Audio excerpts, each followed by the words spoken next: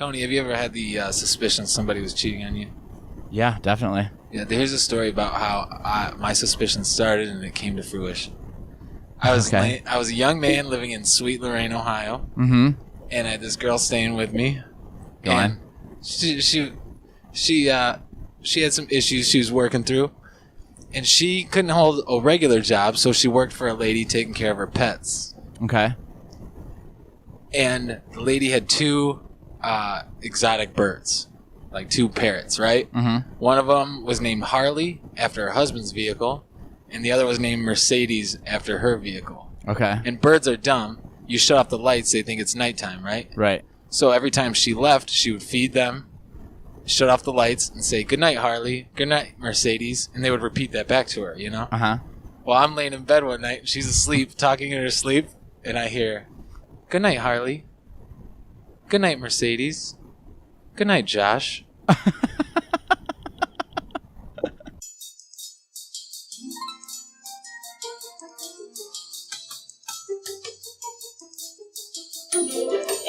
to another edition of Sweet Nothings Podcast with your hosts, Tony and Freddie.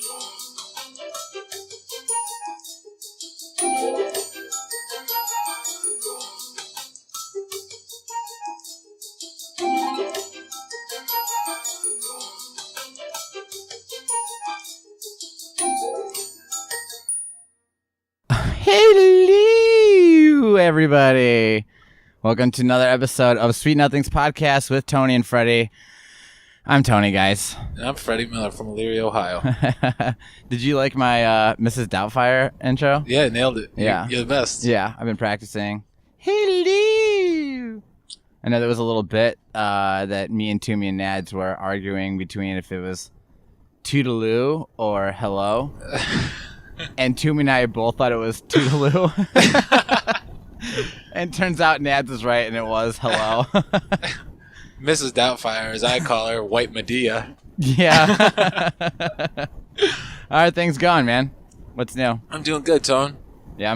Yeah, I had a hell of a week, but I'm happy I'm here, drinking beers with you. Cheers. Yeah, man. Saturday. It's good to be back in the saddle again. Yeah. That's awesome. Anything exciting? I know you were working a shit ton, Dude, and so we kind of had a delay. Pulled 2 all-nighters. Dude, that's insane. One of them I had an hour and 45-minute nap, and then the next day stayed up all night long again. And the last all-nighter I had was that Conor McGregor fight. Remember that? Yeah. I went to Asian Nathan's. Hey, that podcast never went out where I thanked them. Oh, what a nice family. Awesome house. All the food in the world. They're super hospitable people. I forgot. We should probably say that. No, to that's them. actually crossed my mind that the episode the first one we did here in the new house, we were talking about how awesome Nathan and Emily are, and then everything got fucked up because of the echo in the room because we haven't soundproofed yet. I just remembered that. So Yeah. if they're still listening to this podcast, Yeah, they are. One, double thanks. Thanks for being so nice to me when I came over to your house to watch the fight, and thanks for still listening to this bullshit. Speaking of, I guess I should bring. Well, this is actually all we'll tie together. So Friday night, we went out for Dee's birthday, and we went to Hooples to watch the Indians game. Yeah. And that was the night that had that exhausting 4 extra innings. Yeah. And we came back in 1, which was cool. And then afterwards, we went to that new shuffleboard place. I don't know if you've heard of it. I think it's called Forest City Shuffleboard or whatever. Oh, no. But they have like the actual shuffleboard tables like down at the 5, but they also have like the floor shuffleboard, which is cool as shit. So we were all playing up there for a while, which is very neat. And then we went out to down to Mars and closed the night. So when we were leaving, I was actually going to be taking Mikey home because he got super hammered, and I was going to bring him back here to let him crash. And when Dee, his girlfriend, picked him up, he's like, "Hey, just give me Mikey's keys. We're going to be passing by his house on the way home anyways. We can drop him off." It's like, okay. So we get Mikey in the back seat, and then Dee gets in the passenger. I'm kind of like, you know, like when you lean over and you're like in the window and you're like still talking to people in the car? Yeah. Well, I was doing that, and apparently Emily says, "Hey, Nathan, give Tony a credit card swipe. You know, that'll be really funny." Which, you know, It's really funny. Yeah, because I do it to my friends still, Yeah. And then usually when they turn around though, I rub my fingers across their underneath their nose. And so that'd be funny. So when Nathan was fucking also hammered and comes over to me, pulls my underwear down, and credit card swipes me bare ass, dude. I was like, oh my God. So here's my third thank you to Nathan. I was like, dude, I think you touched my prostate. It was like, I don't know. I was such a shock. You trying to get a job with the Weinstein Corporation? Yeah, dude, it was fucking... I was like, oh my gosh. I was like, I don't know if I should be thanking Nathan. you. Did I just get laid? Yeah, good for you, Nathan. You did it. Fucking Nathan. Emily, you need to do that to Nathan when he's laying on his belly. Just shove your fist in his butthole. Oh, that's rude to do to somebody, Tony. He pulled your little panties down. Don't take his side. Did because Asian Nathan pull your little panties down, Tony? Yes, he did. Embarrassed me in front of all these... Actually, there was nobody out there, but because it was 2:30, 40 in the morning, whatever. You remember being in high school around your chucklehead friends and just always being stressed out? I'm gonna get pantsed. If I'm not gonna get pantsed, I'm gonna get dick tapped. Yeah. Oh yeah. 100%. It's stressful being a teenager. It was. We used to punch each other in the head while someone would be playing a video game sitting on the floor, and we would just walk up and just punch them in the head, and you're just like, fuck. Yeah, or just slap fights. You know what I mean? Oh yeah. Ah, just a constant. You're when you don't expect it. Just yeah. Being a teenage boy is stressful. I know. It was very. We did it to ourselves, but oh yeah, 100%, and that did suck, but it was fun. Thanks for the memories, sort of thing. And we have a ton of it all on tape, a lot of it. You do. I've seen a lot of it. Yeah. We have we made the DVDs of all the footage and shit. That's cool that you archive your life like that. I'm always every time I move, I just throw everything away. I'm just that's easier than moving it. Yeah. I got them all up here in my brain. Right. I don't need to carry these mementos around. And now I wish I had them. Yeah. Because it turns out the brain's failing me. That's what happens when you get old. It's a side effect to my medication. That's he just winked at me.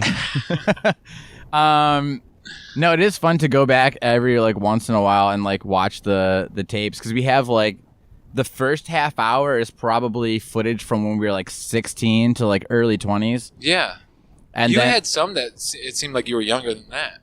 Oh, no, probably 16's the youngest probably that was in there. You just had CKY wannabe videos. Essentially. At one point, yeah, that's kind of what it is. I mean, we weren't doing shopping cart stuff, but essentially, we were just fucking off everything. We've had just being goofballs. Yeah, we found a couch on the side of the road, and it was during wintertime, and we went to Cascade Hill, and we had these fake ass snowboards, and we put those underneath. So I backed the truck up at the top of the hill, and we got rope and tied it around the hitch, and then tied it around the couch. We drilled a hole through it, and then we'd push the couch down, jump on it, and then once the rope would tighten up, it would just launch us off, and we just go flying down the hill, because it just gets fucking iced over. So it's fun as shit. They're getting rid of that hill. Oh really? Yeah. Why? I'm super bummed about it. Why? What's the purpose? The Metro Parks took over Cascade, and because people like you kept getting paralyzed there. There's some really great footage. The only thing scarier than going down that hill was going up those stairs. Oh yeah. Do you remember that? Yeah. They're just icy. Yeah. You're holding onto the fence the entire time. Oh yeah, 100%. Yeah. It sucked.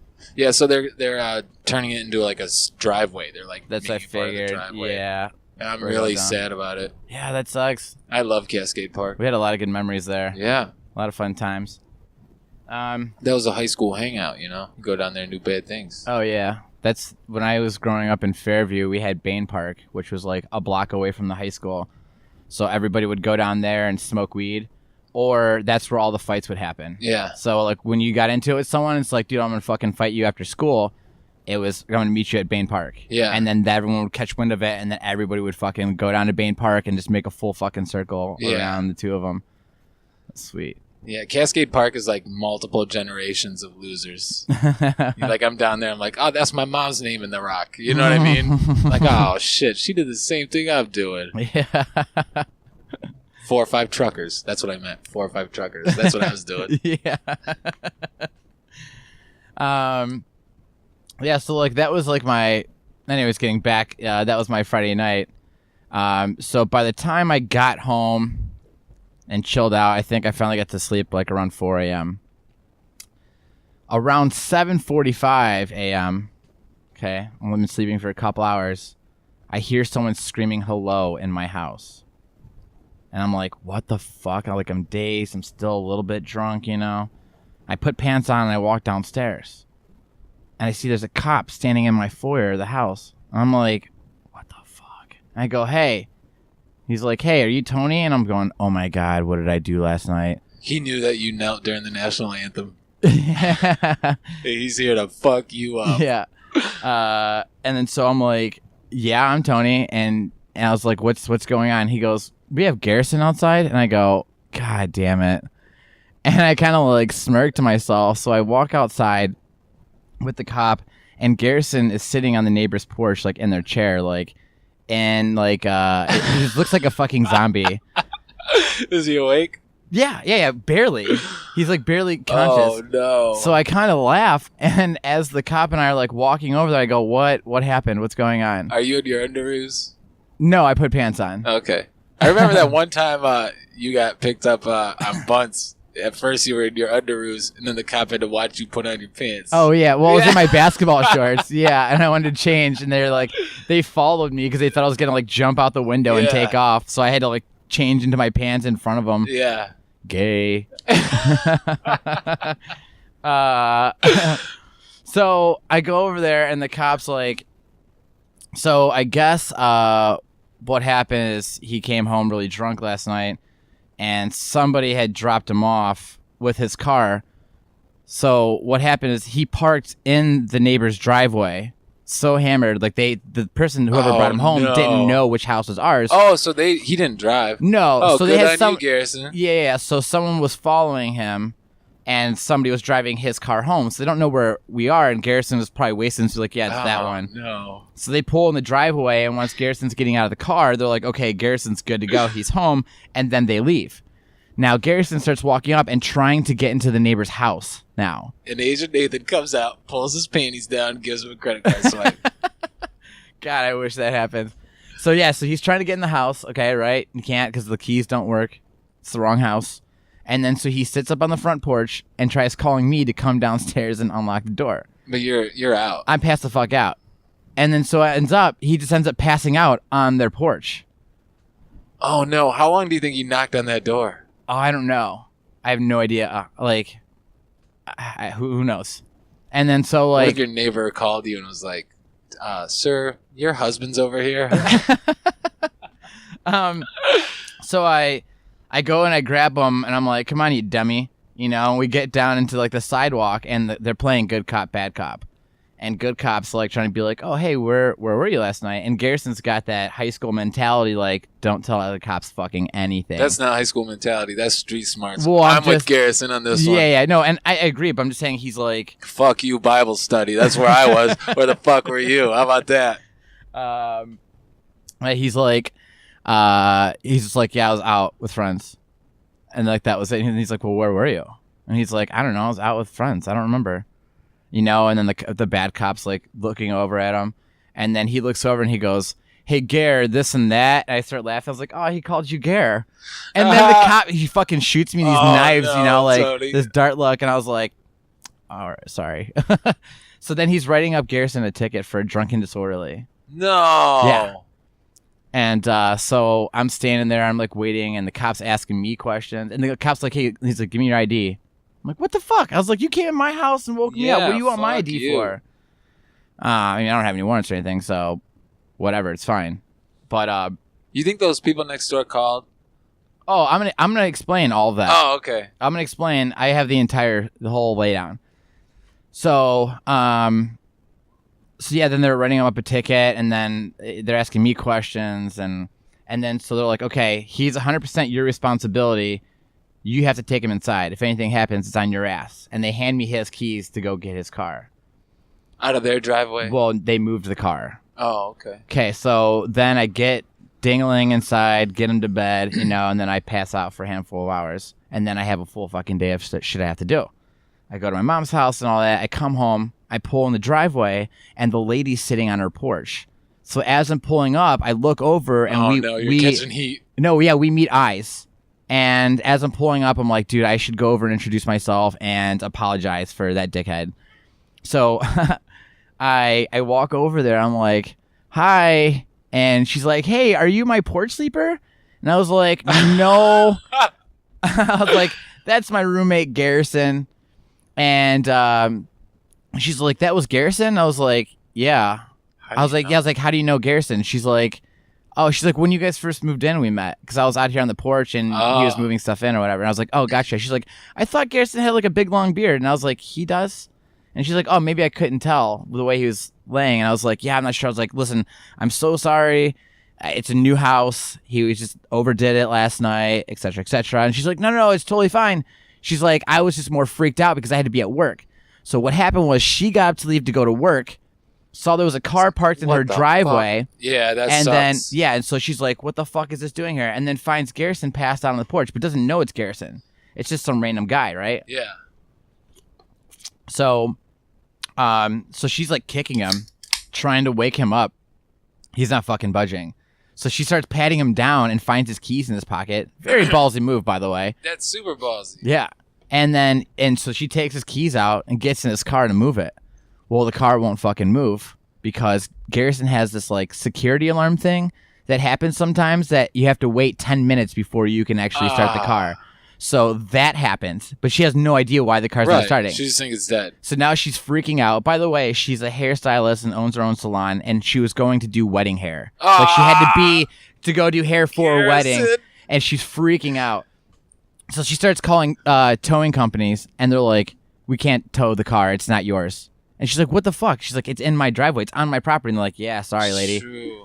I mean, if that was me, I would fucking put it in neutral and just push That's it. what just I've push it seen back this across happen the street. before. My buddy Brent, he just like on the promise that he might get a little ass that night, he threw a muffler that he found on the side of the road through a window, put the car into neutral, pushed his car out of the way, then drove off. Oh my god. Yeah. And that was just because he thought he got a booty call. Yeah. Imagine if you had to go to work for wedding hair. Oh man. This lady should have just thrown a hammer through that window. Oh, she can get in. It's just you couldn't start the car. She had the keys. So I guess then after the towing company wasn't doing anything, she calls the police finally. And so then the police show up. I shouldn't have used Brent's name. I'm just joking. It's fine. Whoops. So the police show up, and when they try to move the car, and it starts because that 10 minutes is up. So they move the car down to Ross's. So then the lady left for work, and then that's where we wrap around to where I was that morning. And then so now when I'm bullshitting with her, and I was like, yeah, I'm so sorry. And she's like, no, it's fine. She's like, I made it work on time. I was just freaking out. She's like, it's actually pretty hilarious. She's like, I took a bunch of pictures, and I was like, hold on. I go, please, I'll give you my number, and you send me the picture? And she's like, oh, yeah, definitely. And so she sends me the pictures like, this is amazing. I love it so much. And she's like, oh, yeah. She's like, I even posted it up on Facebook. I was like, are you shitting me? And she's like, oh, no, I can't wait to see what the comments are going to be. So I was like, this is amazing. This lady fucking rules, dude. I was like, she's a fucking cool person. To just be totally cool with this. I don't know. I don't fuck with people that call cops. Well, fuck. I mean, what are you supposed to do? So she's like a lady in her 50s. She's like, that was a $1,000 job that I could have lost out on. That's huge. So what does Garrison think about this? Oh, Garrison called me on my way home from my mom's house. This is before I spoke with the lady next door. Okay. And he's like, so what did I do last night? I'm like, how the fuck should I know? I wasn't with you. And he's like, I remember this and that. And like, he ended up winning a bunch of money. And it's like, where at?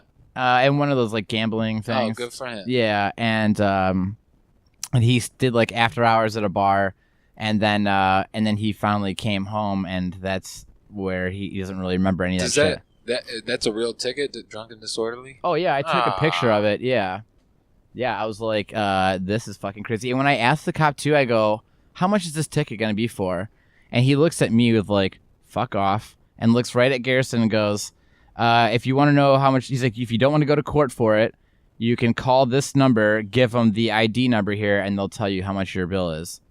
There's the ticket right there. Oh, man. Yeah. I mean... And then... if that lady could move the car... Oh, yeah. And then this is the Garrison picture.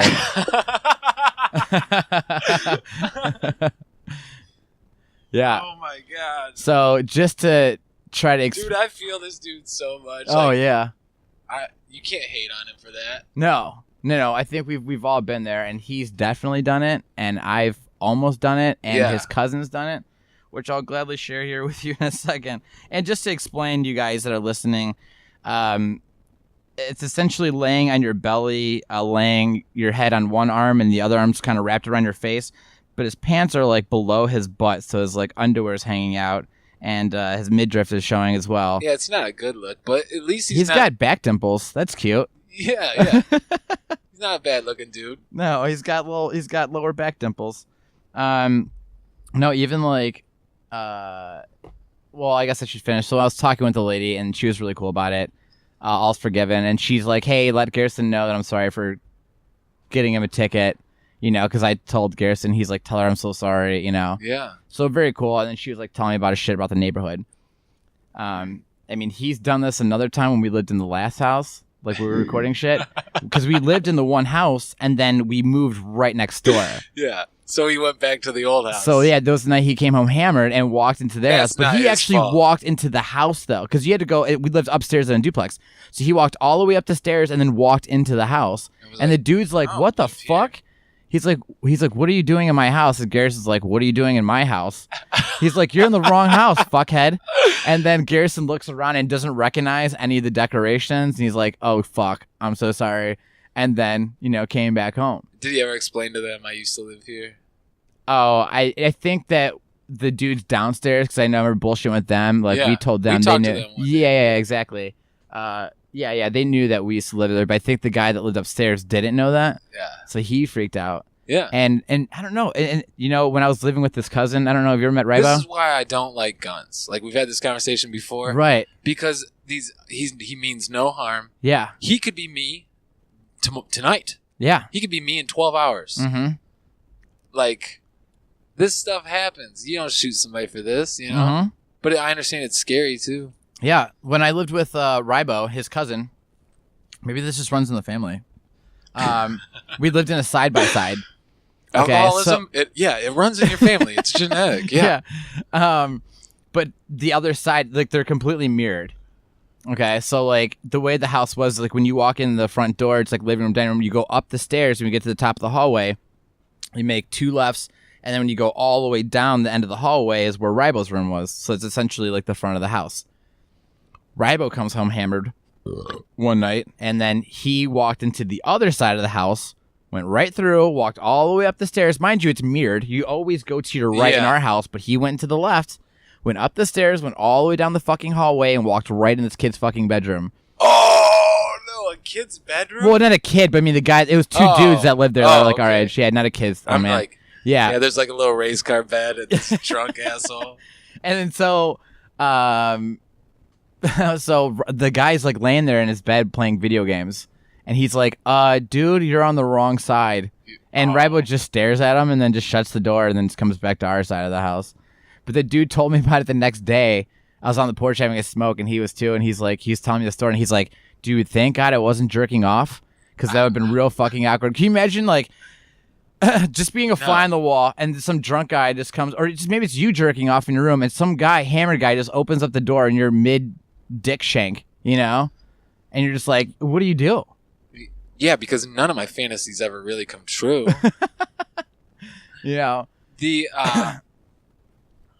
So have you done this? I've done it once, and this was also in the last house. I also walked into the old house, but I got all the way at the top of the stairs, and there was a window there, and I looked out the window, and I saw my house. I saw the shit that was like, and like I could see my dining room table and the stuff on it, and I was like, wait a second. That's my house over there. Yeah, and I was like, and I like look at the door, and I'm like, oh fuck, I'm in the wrong house, and I just run right back downstairs and then go up into mine. Yeah. That's the closest I've been, but never actually physically been in anyone's house. That's as far as I got. Was the top of the stairs. Yeah. I've when I was a kid, I talked about it before, like how people would. I lived in between the ghettos and downtown, so you get drunk downtown and walk back to the ghetto, right? Mm-hmm. And people would give up halfway. Well, like 3/4 of the way, which is my parents' house. Right. And it'd get cold, and they'd start looking for anywhere they could sleep. Mm-hmm. So there's been multiple times when my mom would go to work in the morning. She'd leave for work at like 5 in the morning, and my old man would be sick or something in the hospital. And my mom would go out to get in the car, and she'd be like, "Oh fuck!" and run back in the house, and there's a bum sleeping in the car. Because we quit locking our car doors because they'd break your window for change, ashtray changed. You know? Yeah. So you might as well just let them open up the door, get the change. Yeah. And my dad got tired of replacing windows. Yeah. It was like, who cares? Just whatever. Yeah. And so then I'd go out there like I was big little man, like I was little get bad. You know what I mean? Yeah. How old and were you? Like, knocking on the windows. Hey, fucko, you gotta leave. Like I was probably 6, 7, 8. Oh, okay. Like, but I'm like pretending like I'm protecting my mom. Right. And my mom is legitimately scared, but I remember that happening quite a bit. It's still dark outside, like 5 in the morning. Mm-hmm. You're like knocking on the window. Hey, you gotta leave. You take your McDonald's wrappers with you. Oh, 2 apple pies? You're not even gonna leave me half an apple pie. Fuck you. Get out of here. That happened all the time. Man. Yeah. I've never had to deal with that. No. And nobody else has. Yeah. It's not a healthy way to raise your children. No. The other thing I was thinking of in Bowling Green, when I lived in Bowling Green, I had a shitty studio apartment above a bar. It was tiny. It was a third the size of this attic. Okay. And the doors going out were like hollow core doors that you would have on your bathroom, like interior bathroom. Okay. That was my exterior door. And we went to bed one time, right? Mm-hmm. In this tiny little place, and woke up in the morning, and I wake up Amanda, and I'm like, "Hey, Amanda, did one of your friends need a place to crash last night that I didn't know about?" And the day before, we went to the quarries swimming and stuff like that. So okay. I have, this is what a little bitch I am. I have a Powder Puff Girls beach towel. It was my only beach towel at the time. Amanda had a Cleveland Indians beach towel like a real man. Yeah.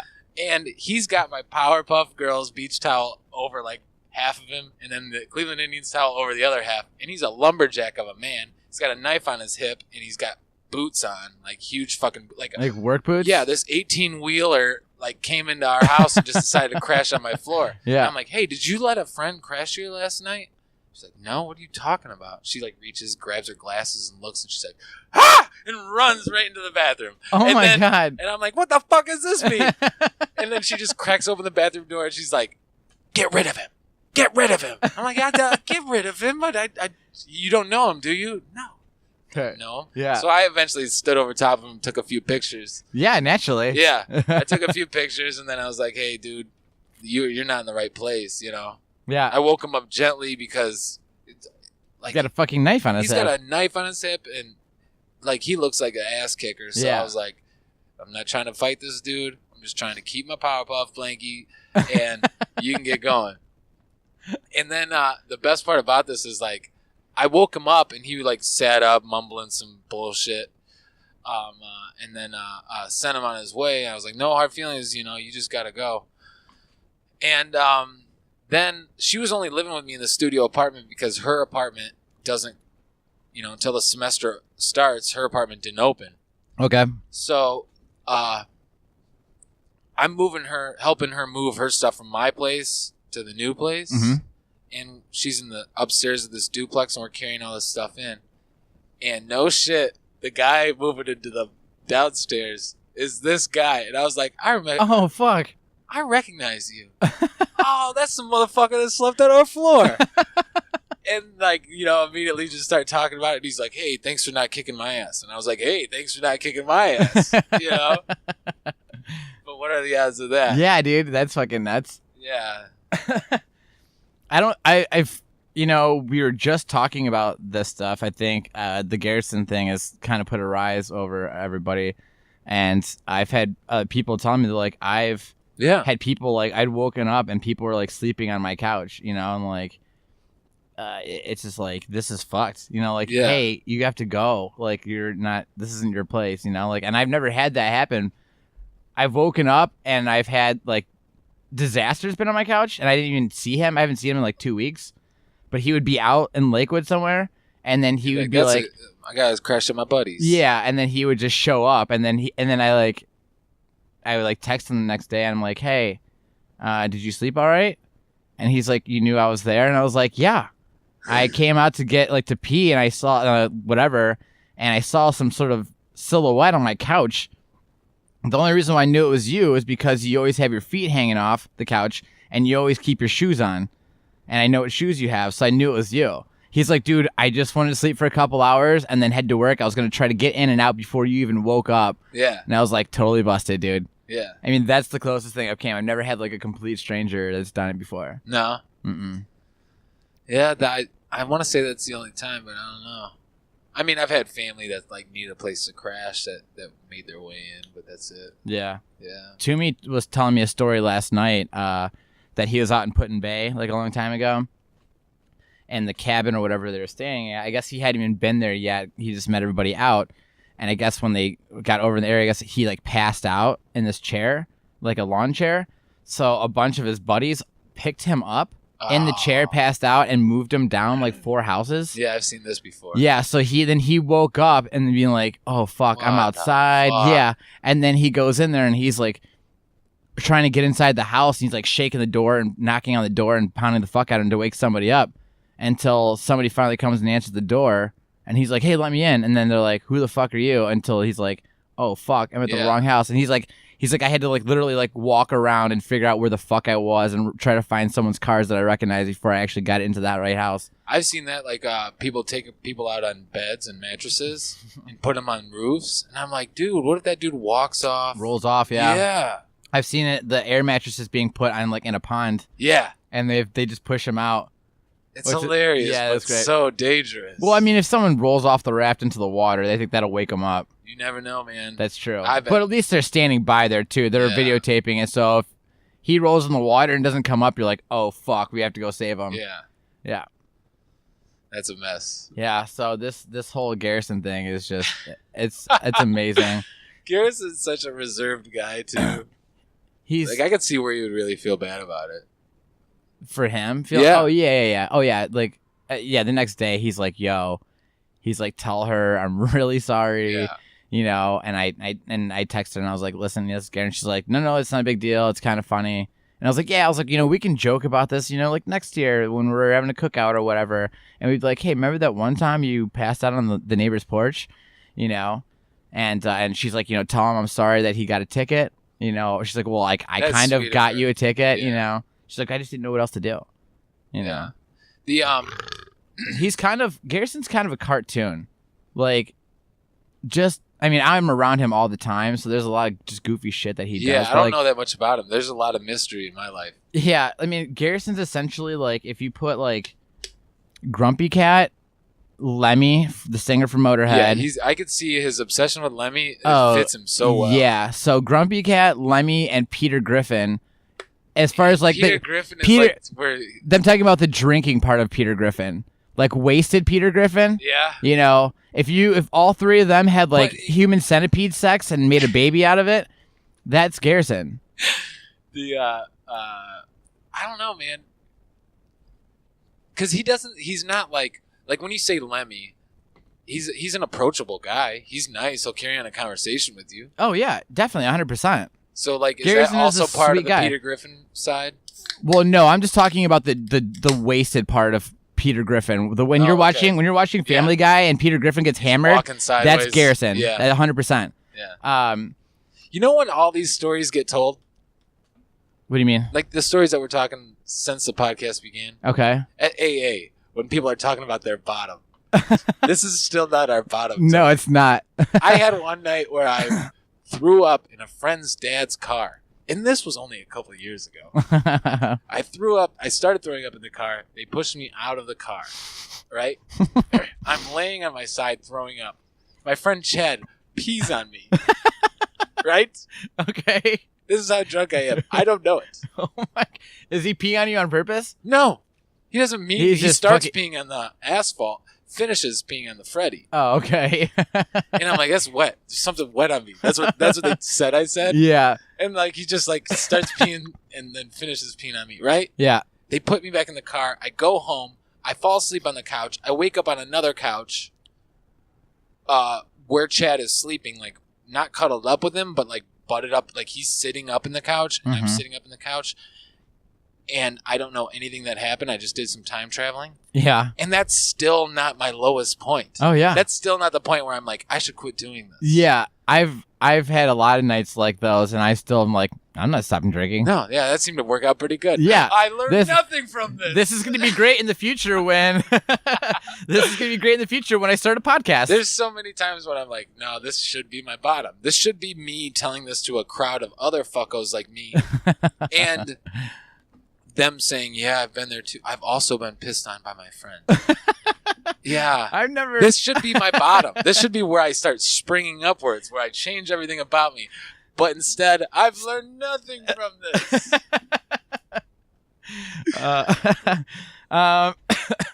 Yeah, I don't know. I enjoy having that as a ammo for stories. Yeah. You know, when I'm out with people, I tell people these stories. Yeah. You know, like, yeah, it's funny to me. The friend's dad that was driving me home is a lifelong NRA. He was in the Navy. He's a serious military guy. And I was wearing a Marine Corps hat like an asshole, like as a joke. Oh, yeah. And I threw up into the Marine Corps hat. Oh, in his my car. God. They pushed me into a parking lot. I get peed on. I have a hat full of puke. I leave in his car. He cleans it out for me and gives it back to me. Oh, my God. Were you puking in the hat so you didn't puke in the car? I guess somebody took my hat off me and I puked into the hat. Okay, so it wasn't you. This was your buddy just going like, dude, don't puke in the car. Here, use your own hat. Right. That would do that. I get pushed out. I get peed on. I go back to see this guy and apologize. Right? Mm-hmm. This military guy, I threw up into a Marine Corps hat. Yeah. He washed it out, gave it back to me, and that's still not my lowest point. Like, how much lower do I have to go before I'm like, this is not for me. This drinking is not for me. People are so vulnerable when they're about to puke.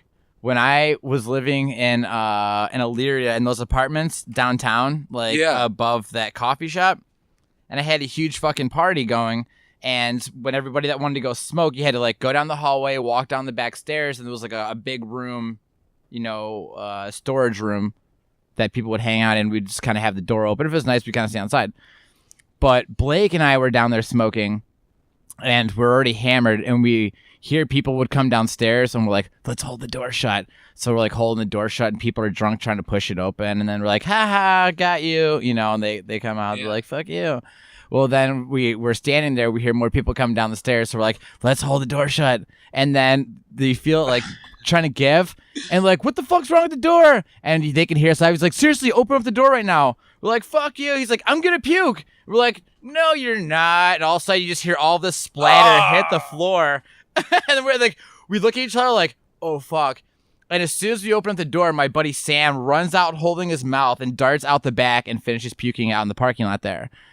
And we're all dying, laughing, watching him do that. So he comes back in. And we're like, you okay, dude? And he's like, yeah, I feel a lot better. I just had to get that out. He's like, what should I do about the puke? Do you have paper towels or something? He's like, what should I use to clean that puke up? And I go, I don't know. Just use your socks.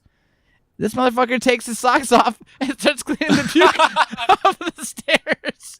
I was like, dummy. I can't believe you did that. No.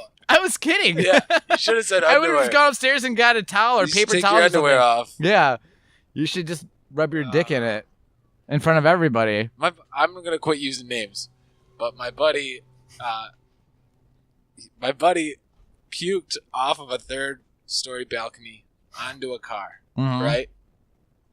Went inside, continued to party, made out with the chick who owns that car. Oh, no way. Who he just met. Right? Oh, my God. With puke mouth, right? Ugh. Then after he left, he cleaned off the puke with his piss. So, like, how much do you hate this poor girl? Yeah. You puke on her car, go make out with her with your puke mouth. Shitty mouth, yeah. Yeah, and then you piss on her car to get the puke off. Oh, alcohol is awesome. It's so much fun. No, what's really funny is that, like, you're familiar with Grumpy Cat, right? Yeah. Okay. A couple years ago, a friend and I, we were like talking, we're like, man, Garrison looks like Grumpy Cat.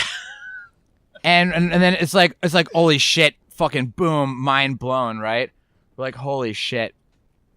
And so that's so funny because it's so he doesn't, but he does. Oh yeah. So we're like, oh my god, this is the most amazing thing. So then we start Googling pictures of Grumpy Cat, and while they're looking up Grumpy Cat, I start going through Garrison's Facebook and like trying to find the right picture, right? So then they take the two pictures and they put them together, and I was like, oh sweet. I was like, send that to me, and they send it to me. So then I make a meme saying, Throwback Thursday, why don't you throw yourself back into your mom's vagina? And we're like, this is hilarious. I'm like, well, hold on. I'll show you the picture. That's so funny. So this is it right here. Yeah. That's hilarious. Right? Because his eyes are so dark in that photo. Right. And he's got big eyes too, Yeah. So we made this meme and he's making that angry face. Exactly. It's like the perfect picture. We'll have to post this up on our page. For people that are listening can see this one. Is he all right with that? Oh, it's on my Instagram, so I don't fucking care. Yeah, but I like the guy. You don't. No, this fucking asshole, he fucking, listen to this. He fucking makes a post on Facebook instead of texting me and tags me and says, oh, hey, tags me on Facebook and goes, I know that the downstairs bathroom is like the recreational bathroom, which, by the way, that's my fucking bathroom. I love shitting down there. And then he's like, and he takes a picture, or he's like, oh, because I set the fucking empty toilet paper roll, or like the new toilet paper roll on top of the empty one that's in the roll. I saw he posted that. Yeah. And then so you have everybody that's fucking commenting on this. I'm like, what are you fucking doing? What are you calling me out for fucking, I was in the middle of shitting, I grabbed the toilet paper roll, I wiped my ass, I went on with my day. It's funny. It's my fucking bathroom. I'm glad he did. Fuck you. So yes, this is already on my Instagram, so we can post this on ours. And let everybody else enjoy it, especially for the people that know Garrison. If not, now they'll have a visual of what he looks like and how he looks like. Because I won't post up the picture of him on the porch. You won't? No, I told him I wouldn't post that one up. That's nice of you, Tom. Yeah, see, I'm a good roommate. I kind of feel like that's a bad thing to do. You know why? Because it's not long before I wake up on somebody's porch, and I don't want pictures of me doing that. Mm-hmm. Now, here's the best part. So what we do is, so then of course I post it up on my Facebook and my Instagram, right? All of our friends have a big old kick about it. This is funny. This is perfect. Blah, blah, blah, blah, blah. Well, the friend that helped me put this meme together, about a week later, is scrolling through her Facebook and sees one of her friends shared this picture, that meme that we made. So she's like, what the fuck? So she messages this dude and she goes, hey, where did you get this picture from? And he's like, oh, I found it on this Facebook comedy page. She's like, wait, what do you mean? She's like, well, I follow a comedy page on Facebook and somebody posted it on there. Somebody took it off of mine and then it got passed around a whole bunch. He really does look like Grumpy Cat. Yeah. And then so he's like, yeah, I found it on this Facebook comedy page called My Inner Child's a Drunken Whore. And I was like, oh my God. That's the most perfect thing I've ever heard for Garrison. Yeah, I was like, this is the most amazing. This could not worked out any better. It's like the day that you ended up on thedirty.com. Mm-hmm. It just makes sense. Yeah. So I was like, this is amazing. Or the day that I ended up on Sex Offender Registry. It just makes sense. Right. So, yeah. I just thought that was the most amazing thing. I was like, how the fuck did that just get passed around? Yeah. And to some random ass Facebook page to people that I have no idea who this person is, but happen to be friends with my friend. Yeah. And then saw that. That's amazing. Yeah. It's hilarious. So we'll post it up on our Instagram so that way people can see it and so they can check it out and get this picture of Garrison and Grumpy Cat. Did I tell the story about I told the story about our St. Patty's Day at Bunt's house, right? Where we drank all the beer in the stairwell. I believe so. Did I tell what happened afterwards? I don't think so. Okay, that's good. I shouldn't have. I shouldn't. That's why. Oh. There's a lot of things I shouldn't do, Freddie. But I do them anyways. Because alcohol tells me yes. My mind is telling me no. But my body is telling me yes. All these things happen with good intentions. You know what I mean? Right. Like, that's the problem I have with him getting it drunk and disorderly. It seems like he was drunk and orderly. He didn't drive. Fair. Everybody should be thankful for that. Right. You know? He did have somebody that was nice enough to bring him home. Yeah. Well, to the neighbor's house. Kinda. Yeah. Almost home. Yeah. So close. So you and I have the stairwell St. Patty's Day where you got drunk, woke up, went to sleep, and then woke up, and you were like, "Yeah, I guess I could keep drinking." And yeah. I was drinking by myself, and then I was like, "All right, well, let's meet in the stairwell." And we drank so much. We drank a bunch of whiskey and a bunch of. I had like 2 6s of some Irish, Irish. I think it was Commodore or I don't know Guinness, whatever I bought, just because it was St. Patrick's Day, right? And Amanda's a responsible teacher, so she went to sleep, right? And I'm just like drinking by myself, like having a one-man St. Patty's Day. That you text me like, "What are you doing?" I'm not gonna go back out with my friends, so. I think everybody had went home at that point. Yeah, because I went home because I passed out in a bar at Manja. I woke myself up because I dumped water on myself because I was holding it. And then I dumped water on myself. And I was like, I have to get the fuck out of here. And I Irish goodbye. No pun intended, but I did. I didn't say bye to anybody. I just fucking left. And I was like, I need to go take a nap. And then that was probably like, I don't know, 5. And then I woke up at like 11. Yeah. And everybody was already done for the night. But I'm like, there's still like 3 hours to drink. Yeah, me and you. And then like we just drank at the stairwell and told stories. Yeah. And wouldn't that be great if we had a recording from that night? Like a podcast from that night? Oh, yeah. That would have been beautiful. Well, we drank everything we had that was alcoholic. Like we didn't have anything else. And it was like 4:45. Amanda wakes up at 5:30. And I go to the bathroom and I leave the door open. I start peeing in the toilet. And I finish peeing in the hallway. I just start falling and just kept going. Right. I'm pretty sure I pivoted to try to keep hitting the toilet, but I was going into the hallway. I finished in the hallway. And then I hear her wake up, and I'm like, oh, shit. And they found me out. Yeah. So I go running, and I go to the couch, and I just pretend like you're asleep on the couch. It wasn't me. And I did fall asleep, right? Right. And I wake up to, hey, wake up. Wake up. Put your dick away. Like, that's the first time you've heard that. Like, I didn't bother putting anything away or zip it up or anything. I'm still in, like, my street clothes. And I'm just sitting on the couch, my dick hanging out. And that's all I remember is, like, wake up. Put your dick away. And then a few hours later, I wake up on the couch and I go over to the refrigerator, where the grocery list is, and there's a note. It's like, you pissed all over the hallway. And I forget what it was. And I just immediately text her, like, oh, my bad. Also, I pooped somewhere in this house last night. I don't remember where. By the way, this is Tony's fault. Yeah, this is all Tony's fault. But yeah, that's how that happened. I'll never forget that. Wake up. Wake up! Put your dick away! And then she threw a blanket on me. Yeah. She's never seen your dick before, and it's like, oh, ill. Yeah, it's not, well, I mean, I'm not going to blame it on her. Yeah. Like, I did piss and then run. Yeah. I pissed and ran, and then pretended like I was asleep, fell asleep like that, dick hanging out, and then just, like, cover me up with a blanket. Like the crime, this is a crime scene, and she just, like, shake out the sheet over top of it. Yeah. Like, oh, God. Maybe she's worrying about you being cold or your dick getting smaller. Ugh. But I remember waking up like, yeah, she's right about that. Oh, man. We had a lot. That house was that was the Motley Crue house for sure. It really was.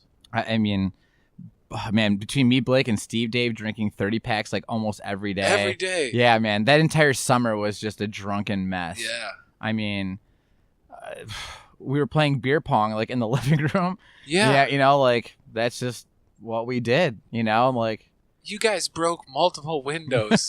The only time you fucking locked your house, like you could just walk into your house any day of the week, right? I've literally done that to every single house I've lived in except for this one.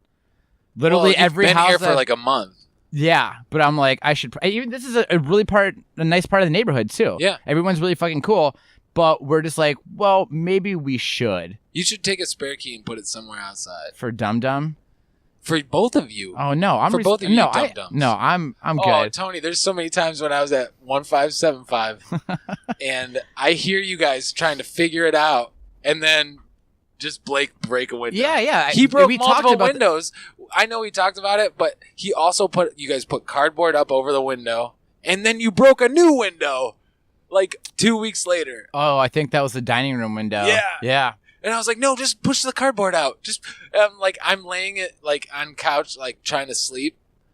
And I'm like, no, don't do that. Don't do that. Yeah. I'm like trying to get together and run downstairs.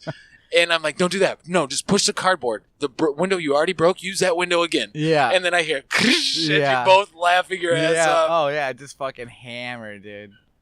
What a mess. But that was our early 20s, and those are what those years are for. Yeah, at least, you grew out of it. It's not like you guys are getting drunk and falling asleep on other people's porches anymore, right? You know, that's the best part, too, is that when I was talking with the lady next door, and I was like, listen, again, I'm so sorry, you know. And she's like, no, you guys are great. She's like, you guys, I know you've only been here for like a month, but you guys are so quiet. We haven't had any problems with you, for the exception of last night. She's like, you know, but the people that used to live in this house, which is actually my buddy, and he had, and this is 4 bedrooms in this house, okay? So he had 3 other dudes that were living here with him, and she's like, we nicknamed him the frat boy, and he's not a frat boy by any means. He's just a drunk. He's just, it was through his 20s, you know, like living with 4 dudes. She's like, they got people fucking playing hacky sack in the middle of the night in the driveway yelling. I have other people that's puking in the front yard. It's just nonsense all the time. And I was like, no, I was like, yeah, you probably won't have any trouble with us. Like, we already grew out of all that partying in our 20s. And then, I mean, I'm lying through my teeth because Kirsten last night just fucking passed out on your porch, lady. Yeah. You know?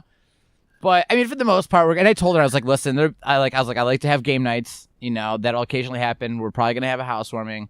And, you know, and I'll give you a heads up. We have each other's number or whatever. She's very, very cool. As long as she has your number, I mean. Yeah. She's really cool. And I told her, I'm like, listen, if you have shit's going down, just text me and I'll quiet everybody down. Like, don't call the police. Yeah. You know, I'll calm everybody down. That's good. You're a good neighbor. Yeah. Like State Farm. You are. I'm always there. Like a good neighbor. That lady does not know what she's in for. Oh, no. No, I don't know. I think she'll be fine. We're not that bad. Yeah. Not anymore. She seems like she has a good sense of humor about it. She does. Very lovely lady. I can't wait till she calls you a frat boy. She'll never tell me. She's just going to tell it to the next people that move in this house. Which, by the way, I told Garrison, I was like, we're going to fucking die in this house. I hate fucking moving. And it's the worst. So you got a good place here. It's huge. Yeah, it is. It's huge. You really grow into it. Mm-hmm. Yeah, and we have so much extra room for activities. Like, I don't know what to do with all the space. What kind of activities? We could play tag, freeze tag. Oh, this is a good adult hide and go seek house. Yeah, like manhunt. Yeah. Yeah, we could play manhunt and woman hunt. And woman hunts. Yeah, that's true. That's true. That was. Which one sounds creepier, manhunt or woman hunt? Or Helen Hunt. Depends on what you're into. Oh, man. So that was Saturday night? Well, that was Saturday morning. And like afternoon. Yeah. My favorite thing about that is that you were like, after a night of drinking, the cops came and woke me up at 7:45 in the morning. Mm-hmm.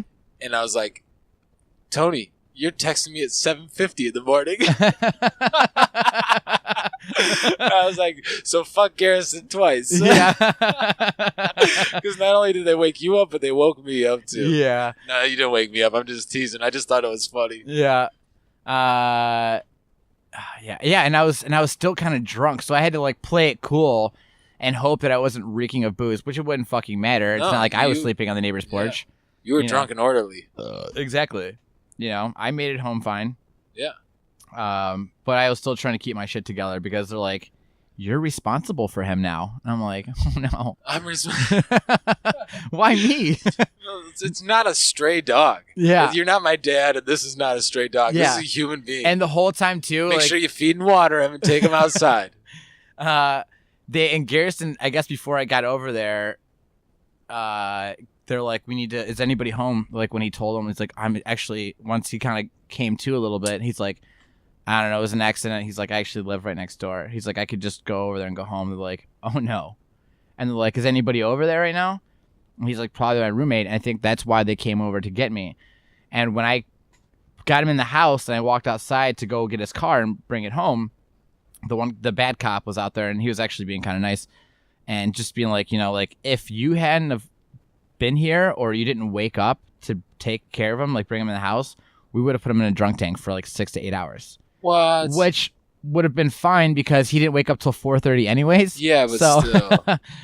No, I mean, he's in the comfy of his own bed as opposed to the fucking hard, cold. They should have left that up to the owner of the house. Right. That's some bullshit. If you're right there, you know what I mean?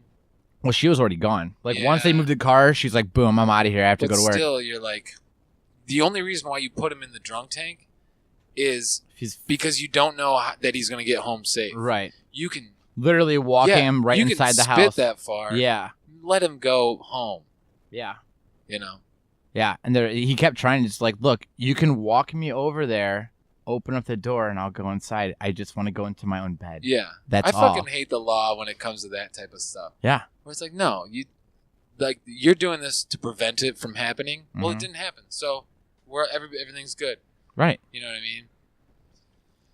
Cops are dicks, dude. Mm-hmm. Well, that's what I'm saying. They're playing good cop, bad cop. Yeah. You know? And the one was, I mean, granted, he was being nice, bad but cop, he was gay cop. That's what I call it. You know, but he was also trying to squeeze info out of Garrison for sure. You know? And then he started asking me where he works. Like, he's asking me where I work, and I just pretend like I didn't hear him. I just started looking down the street like I didn't hear him. Yeah. And I was like, well, how long can I do this for? Because Garrison didn't say anything. He just stood there and didn't say anything. He's like, I don't want to fucking tell him where I work. I like that. Dude, I respect Garrison so much. I come from that. Like, that grows deep in me. Yeah. I'm like, no, fuck you. Yeah. So, and then I was like, well, I don't know how long I can put this show on for. And then I turned and looked back. And he's looking about this. I was like, oh, what? Did you say something? Yeah. You know? And then he's like, Garrison, he's like, where do you work at? And then he's like, and then tells him. And then looks at me. He's like, what about you? I'm like, fuck. Why are you asking me these questions, yo? Like, I'm just getting this fucking asshole inside. You don't need to know anything about me. Where do you work? Yeah, you have my ID. Look up my name. And that's all you need to know. Yeah. Jeez. You want to know that I bleached my asshole a couple weeks ago? I didn't actually do that, but that seems like a cool idea. Maybe not. Like, where do you work, fucko? Oh, City of Lakewood? It seems like I'm a resident there. Yeah. So eat shit. How about you pound dirt, motherfucker? I'm done with this. How about you serve and protect elsewhere? Yeah. Dick butt. Yeah. I have a problem with the police, Tony. I don't like them at all. Hey, you grew up Elyria, Lorraine, so I get it. Yeah. You know. I never... Actually, I can't say I didn't really have much trouble with the police, because actually... At least once a year, Blake and I got into something huge where we got arrested. Yeah. So, like, from 8 years old, that was the starting point. 8 years old. Getting into the back of a cop car. Yeah. And taken home. Yeah. And that happened all the time, all the way up until teenage years, you know. And then when you lived on Bunce. Oh, yeah, and I lived on Bunce. I still got... And Blake was there, and Blake was living with me. And it was... ruling it out for next year either. No, and the thing is, to be fair, that actually is Blake's fault, kind of, because Blake said, hey, let's pull this tree out. Yeah, he ripped that tree out of the ground. I mean, I helped, but... And you carried it around like it was a trophy. Yeah, but if we would just kept walking right to the car and we didn't pull that tree out, I wouldn't have gotten arrested. Yeah. Or you guys weren't wrestling, playing I'm grab not ass. Yeah, I'm not going to put all the blame on him. I know half the time it's me and half the time it's him. Yeah. And that's why we're friends. Friends who get arrested together stay together. I guess so. That's how it goes, right? That's the old term? Yeah. Makes sense to me. Yeah. No, actually, that doesn't make sense to me. You should quit being friends with whoever you're arrested with. Go find a new friend, and then hopefully they bring you up to their level. What is it, Sesame Street? Yeah, and now you know. The more you know. Yep. We did it, Tony. We're helping these people out. I know. All you listeners, take note from us. It really does sound like just like what I imagine an AA meeting is like. You know what I mean? Like you get up there, hi, my name's Tony. Yeah. And then you tell these stories. And people are like, yeah, that's why he's sober now. Yeah. Nope. What does it take to get you to the bottom? Dude. I mean, I don't do any drugs, so I think if at some point I started hitting heavy drugs, and I'm like jerking off giant black dudes by December named Bubba or Bubbles. I'm calling it right now. By December? That's like a couple months away. If you're walking down the street and you see me jerking off some giant black guy that his name is Bubbles, and I'm also like shooting up in my arm, I have a needle hanging out. Yeah. That's probably, dude, pull me aside on a Monday, pull me aside and be like, you get your priorities straight here. Yeah. Yeah, Tony, we got to figure this out. Yeah. Yeah, I mean, who doesn't have crazy alcoholic nights, right? Yeah. I mean, the only difference between me and them is that I don't give a shit and I just keep going with it. These just make for fun stories. Who are like, this is how wasted you were last night.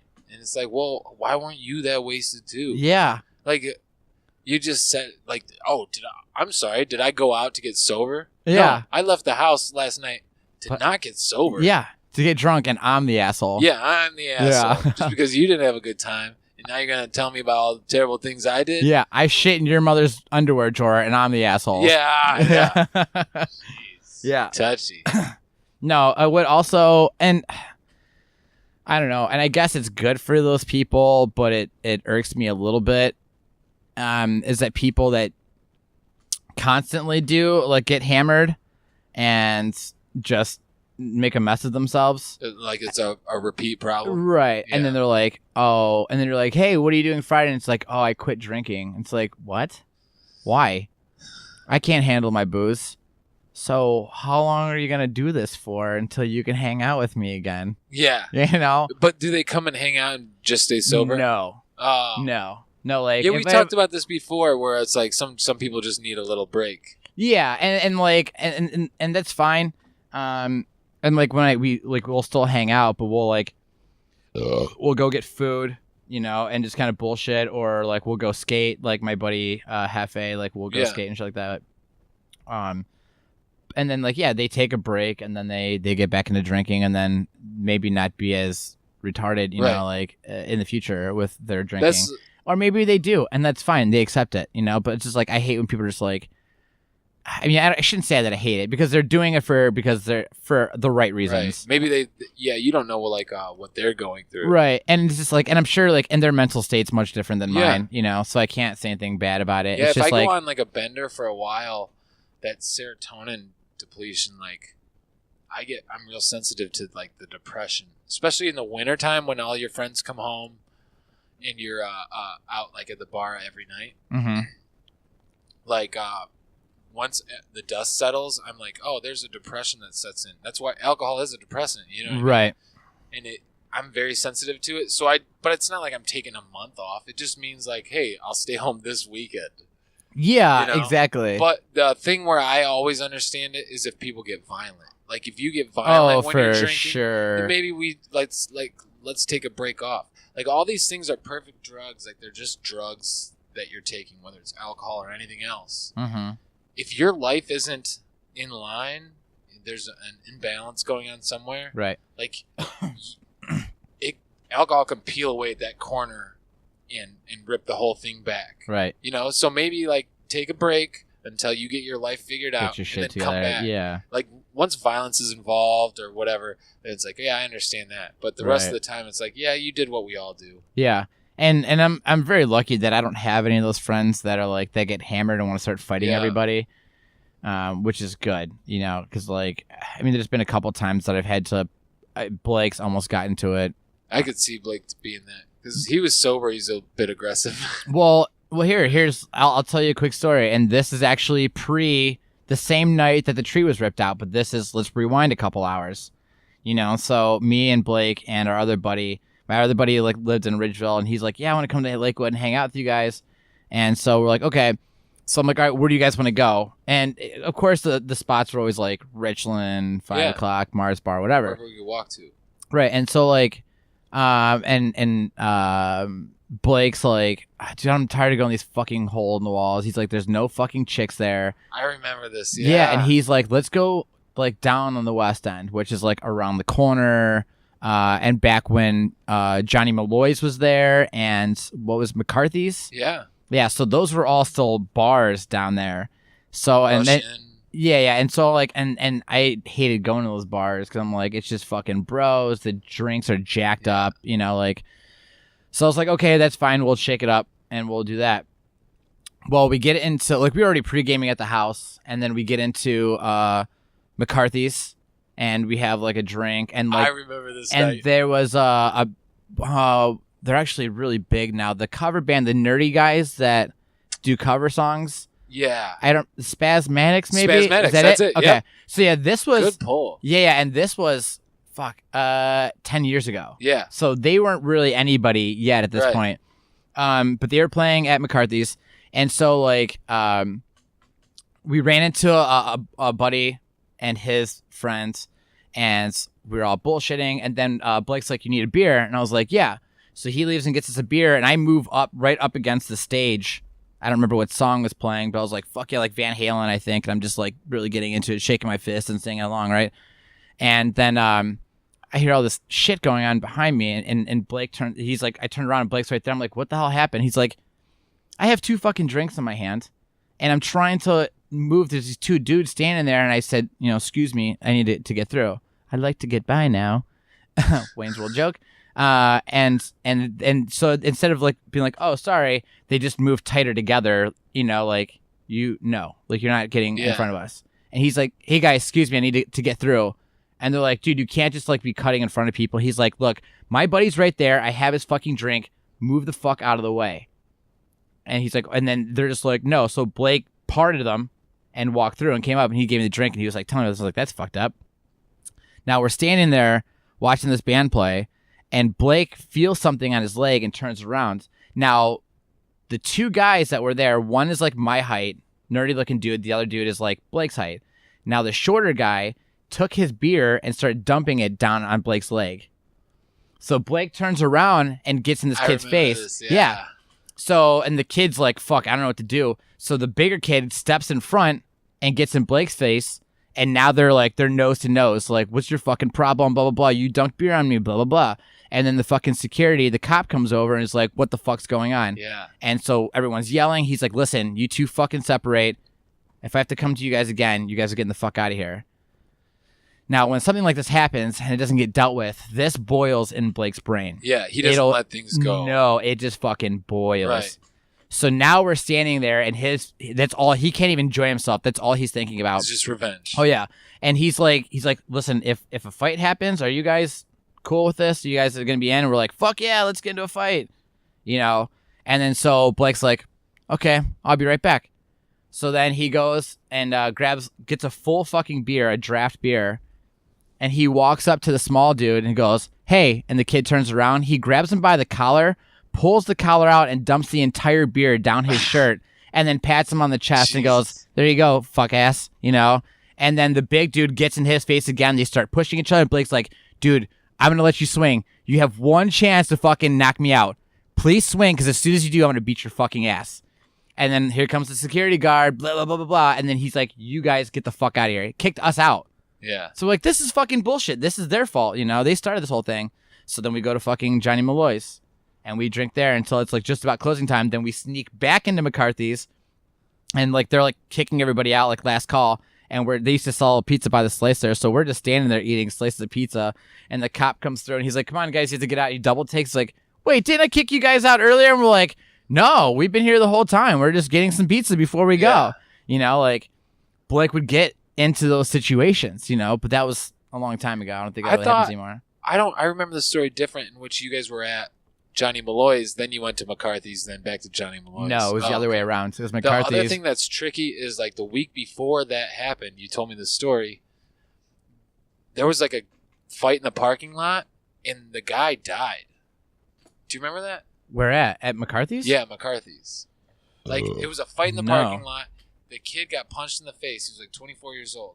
He was punched in the face. It was either that or him hitting the ground, and it killed him. Holy shit. And I remember thinking, like, when you were telling me the story, they probably have tough security because of shit like that. Right. You know, that's a lawsuit. Or I don't really remember that at all. No? I mean, I bet during the like time we talked about it, but I have no idea. I don't have any recollection of that at all. I remember reading it in the Cleveland Scene. Like, they had a big expose on it. Okay. I was like, holy shit. You guys were, like, trying to throw punches at the place where somebody died throwing punches. Well, to be fair, it was just Blake. Yeah. You know. Yeah, but... he wanted to fight me over the hat game. Yeah. Like, I can imagine you dump a beer on him. He's not going to like that. Oh, man, yeah. So then, essentially, once we ate our pizza and we walked outside, we were saying bye to everybody. That's when our friend's like, he's like, I need to go find the car. And we're like, okay, we'll meet you there. And then we get to the car. We see him puking. That's when we rip the tree out. So forth. The rest is history, which you've all heard, hopefully. If you haven't, go rewind back a few episodes. Is it Bun's House, the name of it? I don't know. Was it probably the first couple episodes? Yeah, it was one of those. Yeah, I bet that's probably right in there. Yeah. So, yeah. Yeah, I don't have friends that are in that, but I've had friends that have taken like an entire year off. And they did it too. I had some that would just stay out of the bars. I had some that would still hang out, just drink Red Bulls and be totally fine with it, you know. And I've had friends that have went sober and stayed sober, which they don't really associate with us anymore, I guess. That's sad. Yeah, that sucks. But the other two, after their year was up, they went back to drinking and they're fine. You know, they live their lives like we do. When I lived in Bowling Green, I had friends that I was kind of envious of because in the summertime, it gets dead. It's just you and townies and a few overachievers that are trying to wrap up their classes, you know? Mm-hmm. Like a couple summer schools, people, and then the rest of it is just townies. And they would be like, yeah, I'm just not drinking this summer. I'm like, well, I remember skateboarding with a lot of them. And I'm like, you guys want to go get some beers after we're done skateboarding? And they'd be like, no. I'm just not. I just dry out all summer, and then in the fall I hit it heavy again. And I was like, oh, that's kind of smart. Like there seems to be something like you're smarter than I am. 'Cause I drink like it's all year round. Yeah. I'm drinking like it's October, and the freshman class just came in, and it makes sense that But that's also beers were cheap then too. Yeah. In the downtime. Right. I mean, but the summertime is like the best time to be out drinking. Yeah. The weather's beautiful. You could be out on patios. Yeah. I feel like, I'm just going to drink during the winter and the fall. Yeah. That sucks. But I guess, do what you gotta do. I like that.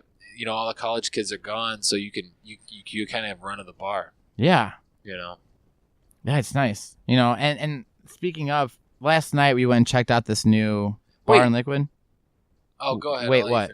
I was gonna say, like, what if you had to give up one season of alcohol? What would it be? Because wintertime, when you're hunkered down in the snow, you want to drink. Yeah, and you get stir crazy. Definitely, winter is definitely going to be drinking. I would say, I don't know. I would say springtime.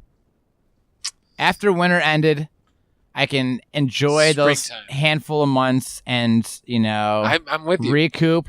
Summer comes, everyone's fucking doing all the fun summer shit. We're trying to get by the water. The fall's happening. It's cooling off. You still can have like patio time. I mean, we've been having bonfire season, and you need to have drinks with your bonfire. Yeah. And then the wintertime circles around again, and then you're inside, burying snow, and you're fucking you need something warm, some whiskey, and you're going stir crazy in the fucking house because there's so much snow going on. Yep. You're like, I need to get out. I need to go to the fucking bar. And sometimes like those drunken walks in the snow, and the snow's coming down and you're a little bit wasted. Yeah. Like, that's a great time. That is a good feeling. Yeah. You feel like you're in the movies. Yeah. You do a little spin in the street. A little scarf on. Right. Go have a good time. You got your pea coat on. Yeah. Your scarf and your beanie, and your gloves. It sounds so ideal. Yeah. That is a good feeling, no, actually. It's mostly just me in a hooded sweatshirt and then like 2 different shoes on by accident. I got done puking in your bushes. Yeah, you actually traded one of the shoes with a guy at the bar. That's why you have 2 on. Yeah. It just so happens to be the same shoe size as you. Oh, I'm an 11.5 left and an 11 right too. Let's switch. Yeah. I would definitely choose spring to have one season Yeah, to I think take you're off. smart. It's also like the season, like spring cleaning. It's a season of productivity. Right. So I think you're smart with that. So you can detox for those 3 months or whatever. Yeah. And then... I don't think that it can be winter or fall. If it's really hot or really cold, it can't be either of those. No. Or no, I mean winter or summer. Yeah. Right, yeah. No, it would definitely be, I would say, spring, 100%. Yeah. Mm-hmm. How long is the longest you think you can go? If I challenged you, if I said $1 a day, and then every month it goes up, it doubles. Every month it doubles. So $30 this month. Next month $60. Right. The month after, and you got to think all the beer that you're gonna save your money on. Oh yeah, that's true. It triples after 3 months. So I would like to say that I would want to just stop after 3 months. You can make it 3 months? And then just be done with it. But truthfully, I think after a month and a half and be like, this fucking sucks. You'd have $180 right after 3 months. Right. Plus all the money you save from drinking at the bar. Right. Now, is that really worth it, though? That's what I'm asking you. It's not worth it for me. No. I would never take that bet. What if it's springtime? Well, yeah, that's detox season. We just talked about this. Phil, we were there. I know, but you would take me up on that. Oh, yeah. If, if that was... Make it a month and a half. Well, no. Well, if we were saying, like, if that was our whole thing is to take off one season of not drinking, then I would be like, okay, this is what I have to do. And then I would go through with it. I mean, I guess I would. I mean, when I was fucking 19 years old, I did a 40 days and 40 nights bet with 6 of my friends. Of what? You don't jerk off or have sex for 40 days. Okay? And there was $100 on that. And I made it all the way through. And here's the best part. We had some buddies that were like, that they're like, I jerked off. Sorry, I can't. I made it like home. Yeah. All I did was make it home. Yeah. And they're like, I'm out of this, And you got willpower, Tony. Yeah, for the most part, yeah. And it came down to just me and one buddy, and I was living at Worcester at the time.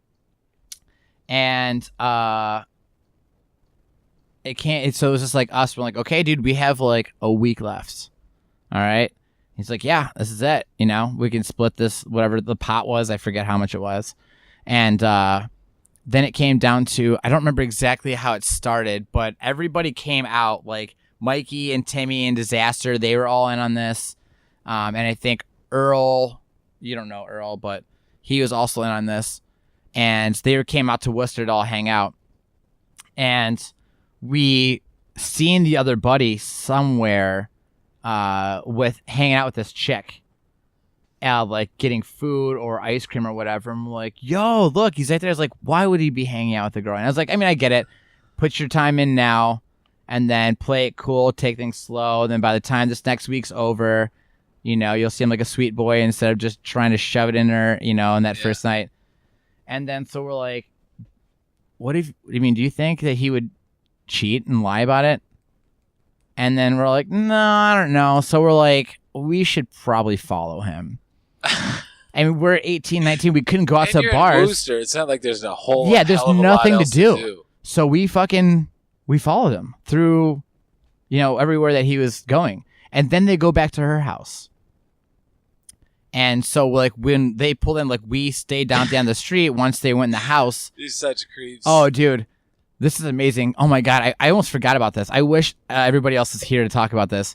And we were sitting outside of her house in the car. And we're like, dude, how are we supposed to know if anything happens? No. And so, like, we were like, we have to go look. So we started creeping around the house, and we find the bedroom window.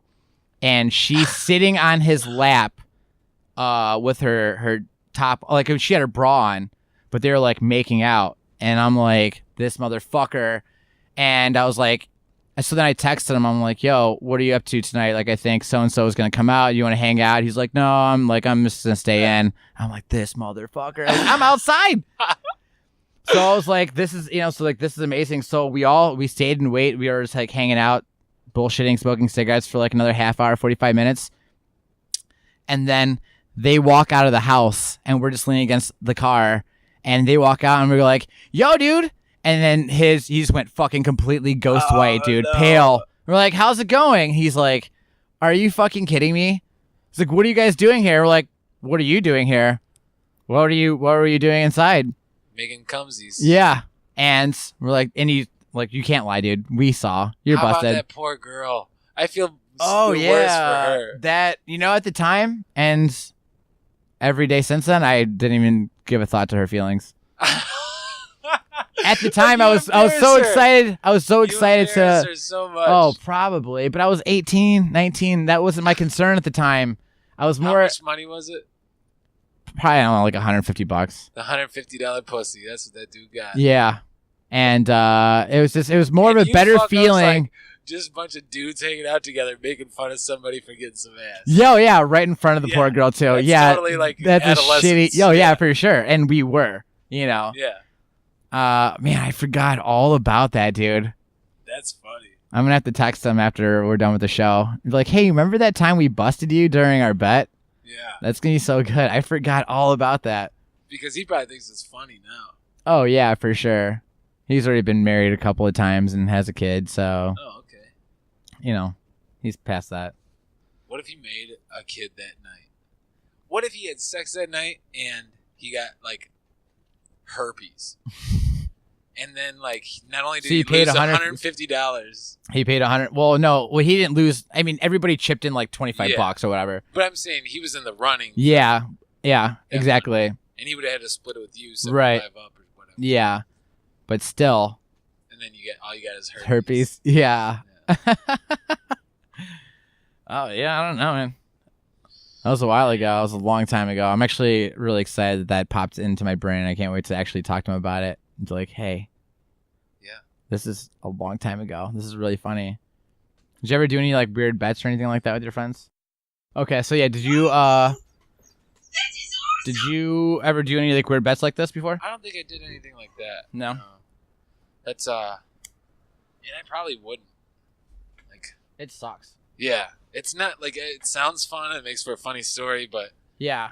I mean, I like my free will so much that I probably wouldn't even enjoy it as much as the rest of the people. But like, no, if I want to do this, then I'm going to do this. If I want to do that, I want to do that. You know what I mean? And things seemed a little bit.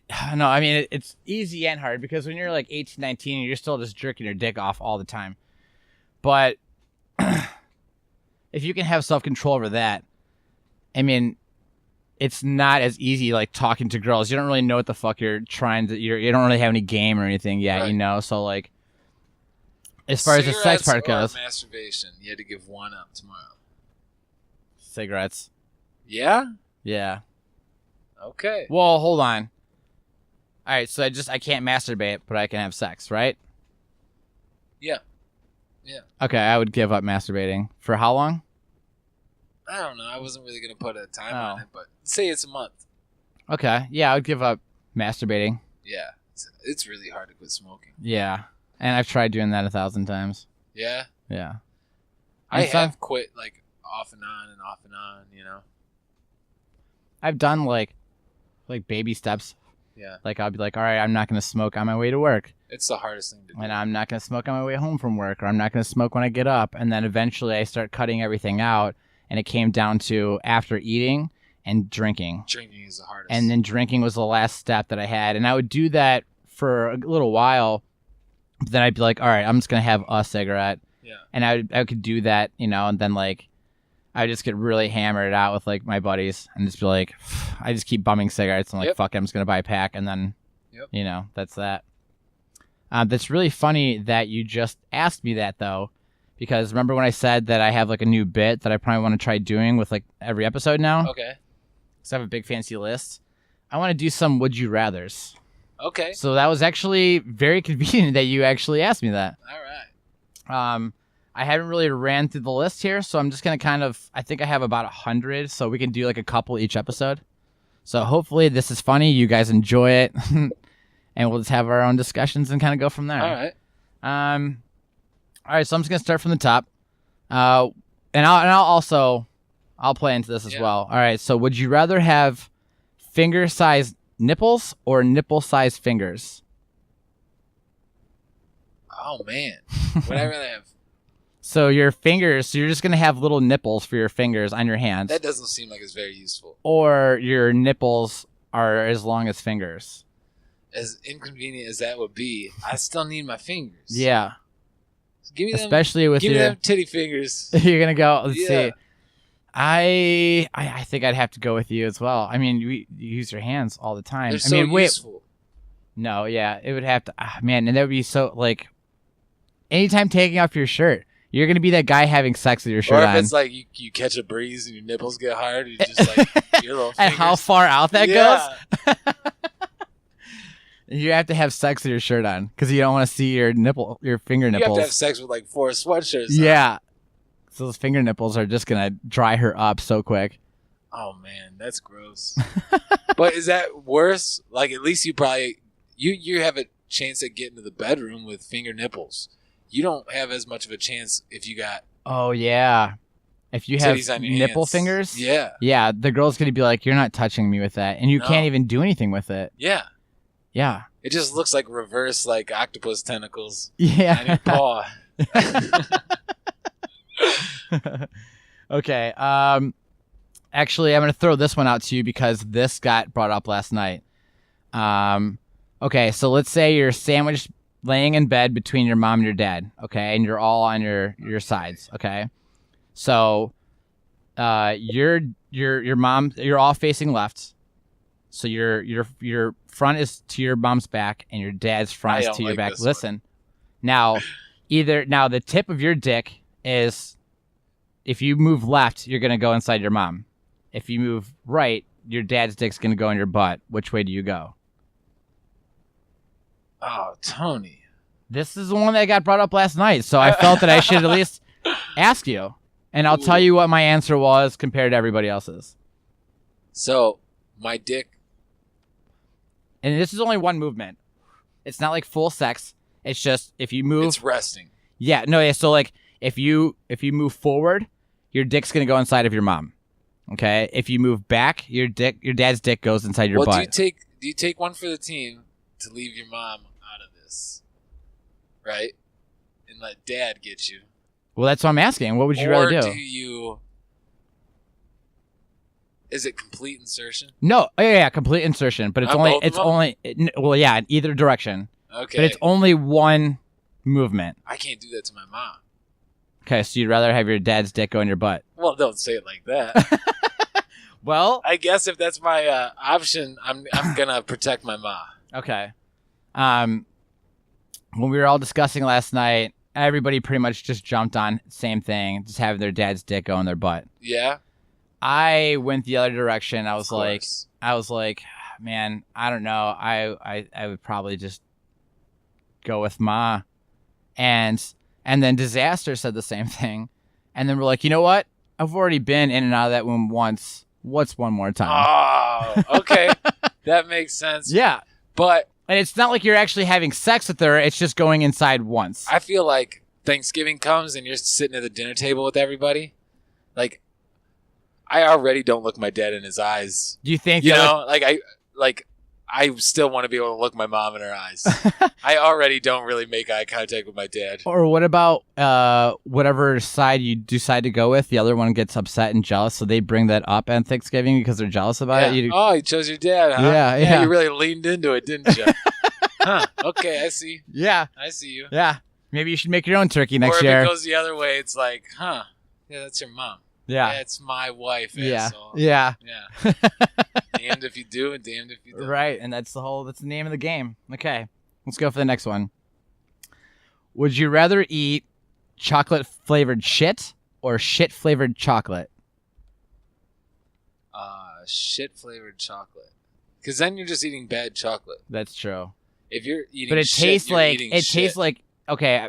Picture the worst shit you've ever had, and that smell. That's what it's gonna taste like. Like we're talking about Taco Bell diarrhea. I don't know. That's a tricky one. So you're gonna probably it's gonna. I mean, you might puke, and you know. Yeah.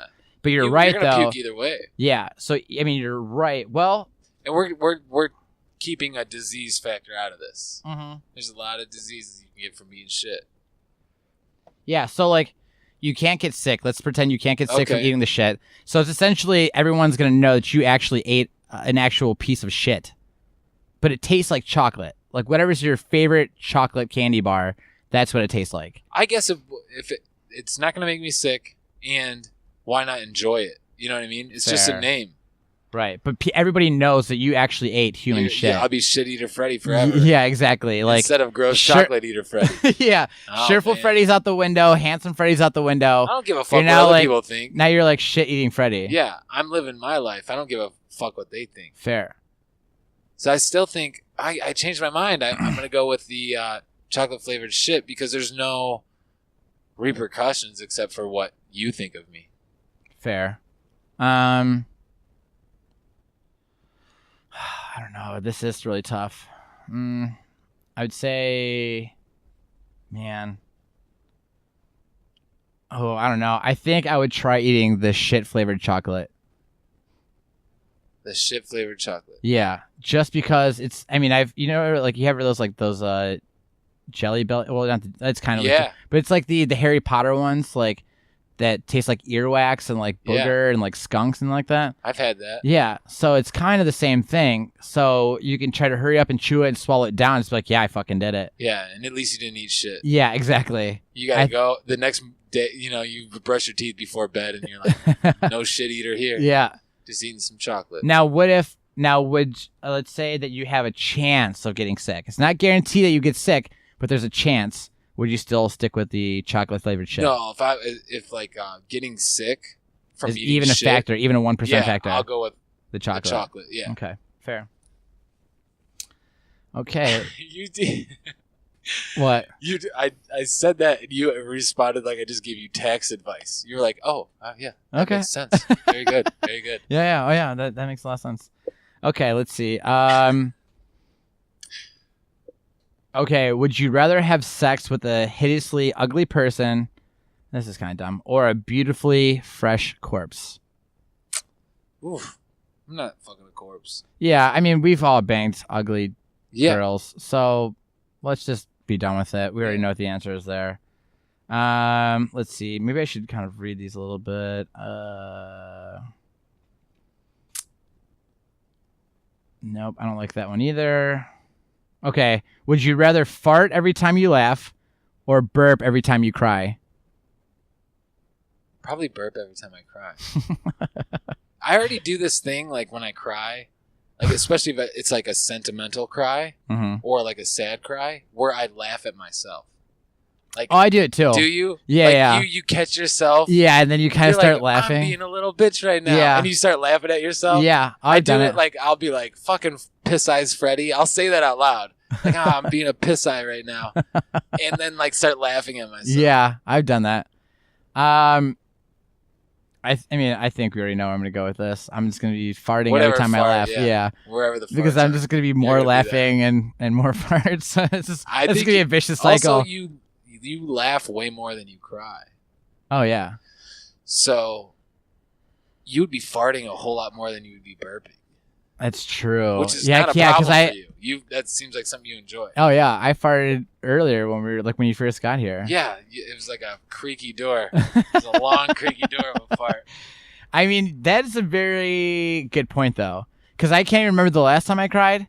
So, and then when I do cry, it's only for like a minute or two. So if I just have to do a couple of burps while I'm crying, that's actually pretty more convenient. Yeah. Because I laugh a lot. Yeah. And I mean, I fart a lot too, but if I have to be farting every time I'm laughing, this is not going to work well for other people. I thought about this or earlier. Dates or whatever. This is off the subject, but I've talked with you for a while.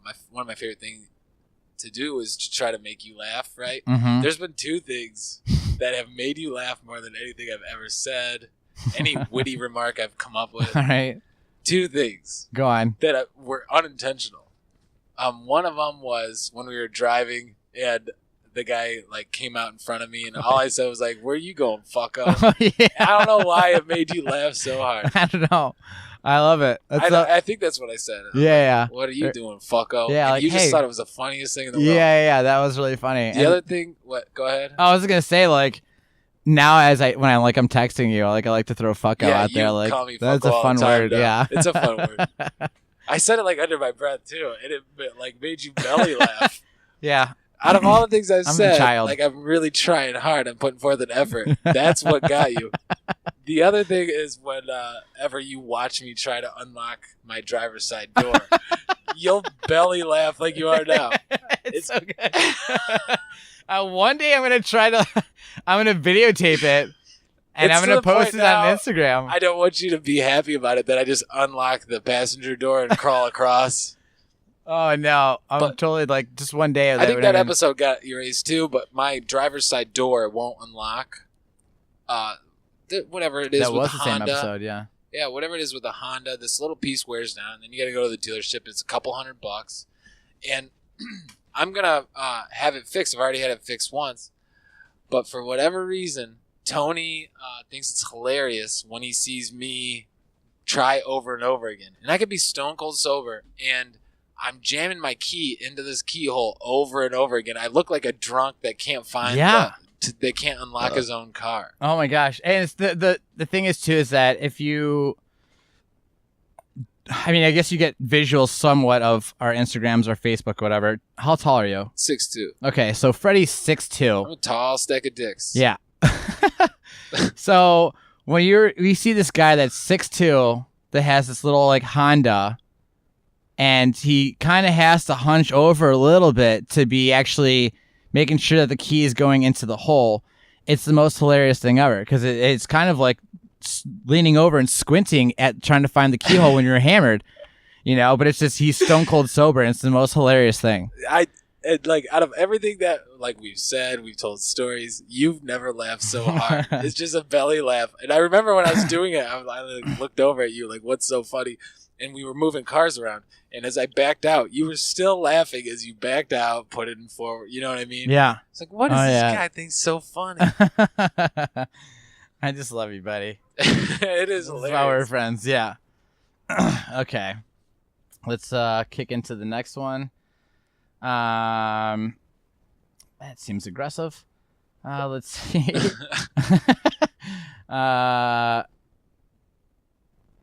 Okay. Would you rather have sex with someone with really bad BO or really bad breath?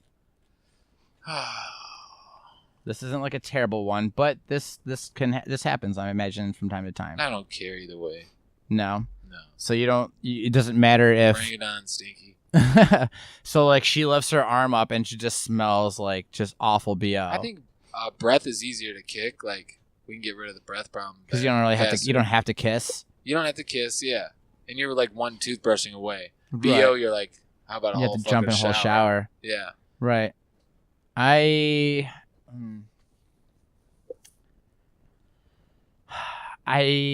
I would rather. But it is easier to avoid an armpit than it is a mouth.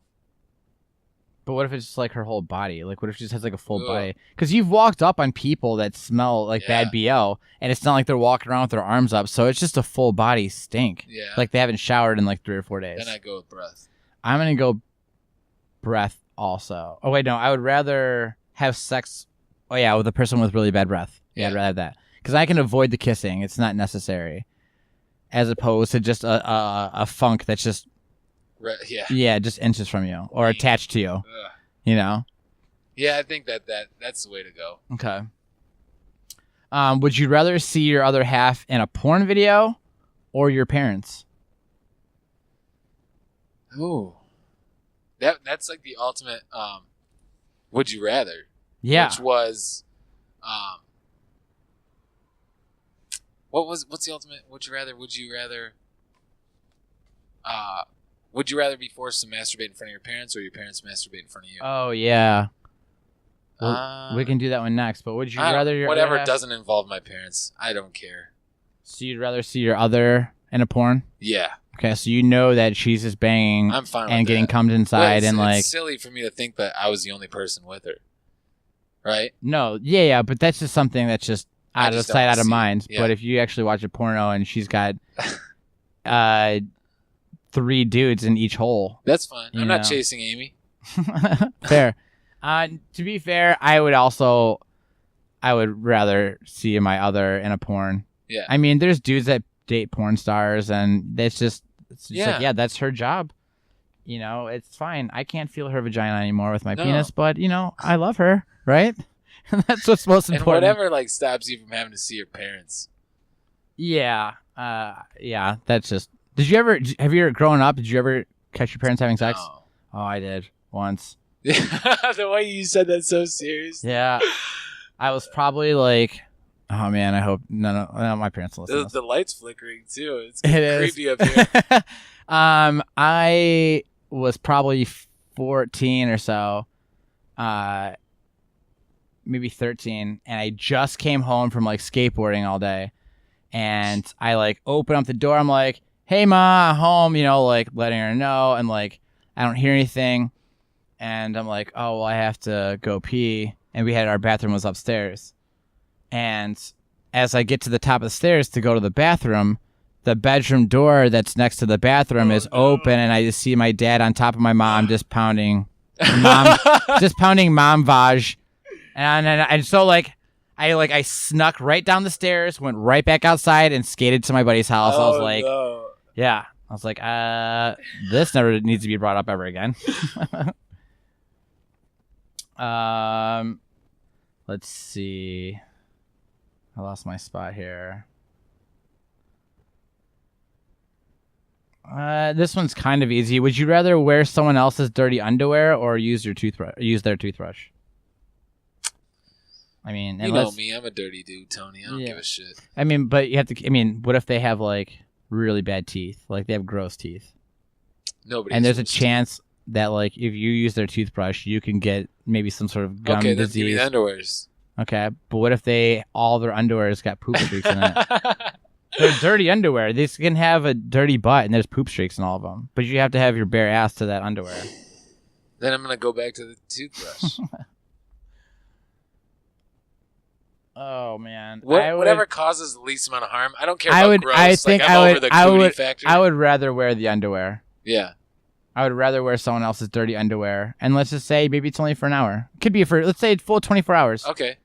Yeah. I would rather do that, and then just kind of, I'll just go drink until I get drunk and forget that I have somebody else's dirty underwear on. If it's not, unless it's like visibly disgusting, I don't think I would even notice. Yeah. Well.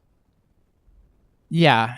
I mean, I don't know. If you go to put it on, you see a little poop streak, and you're like, man, this is gonna suck. But whatever. I'm just gonna put it on. I wouldn't. I have used like a girlfriend's toothbrush, and she's used mine before. You've worn your girlfriend's panties. She's worn mine. Yeah. It's a give and take.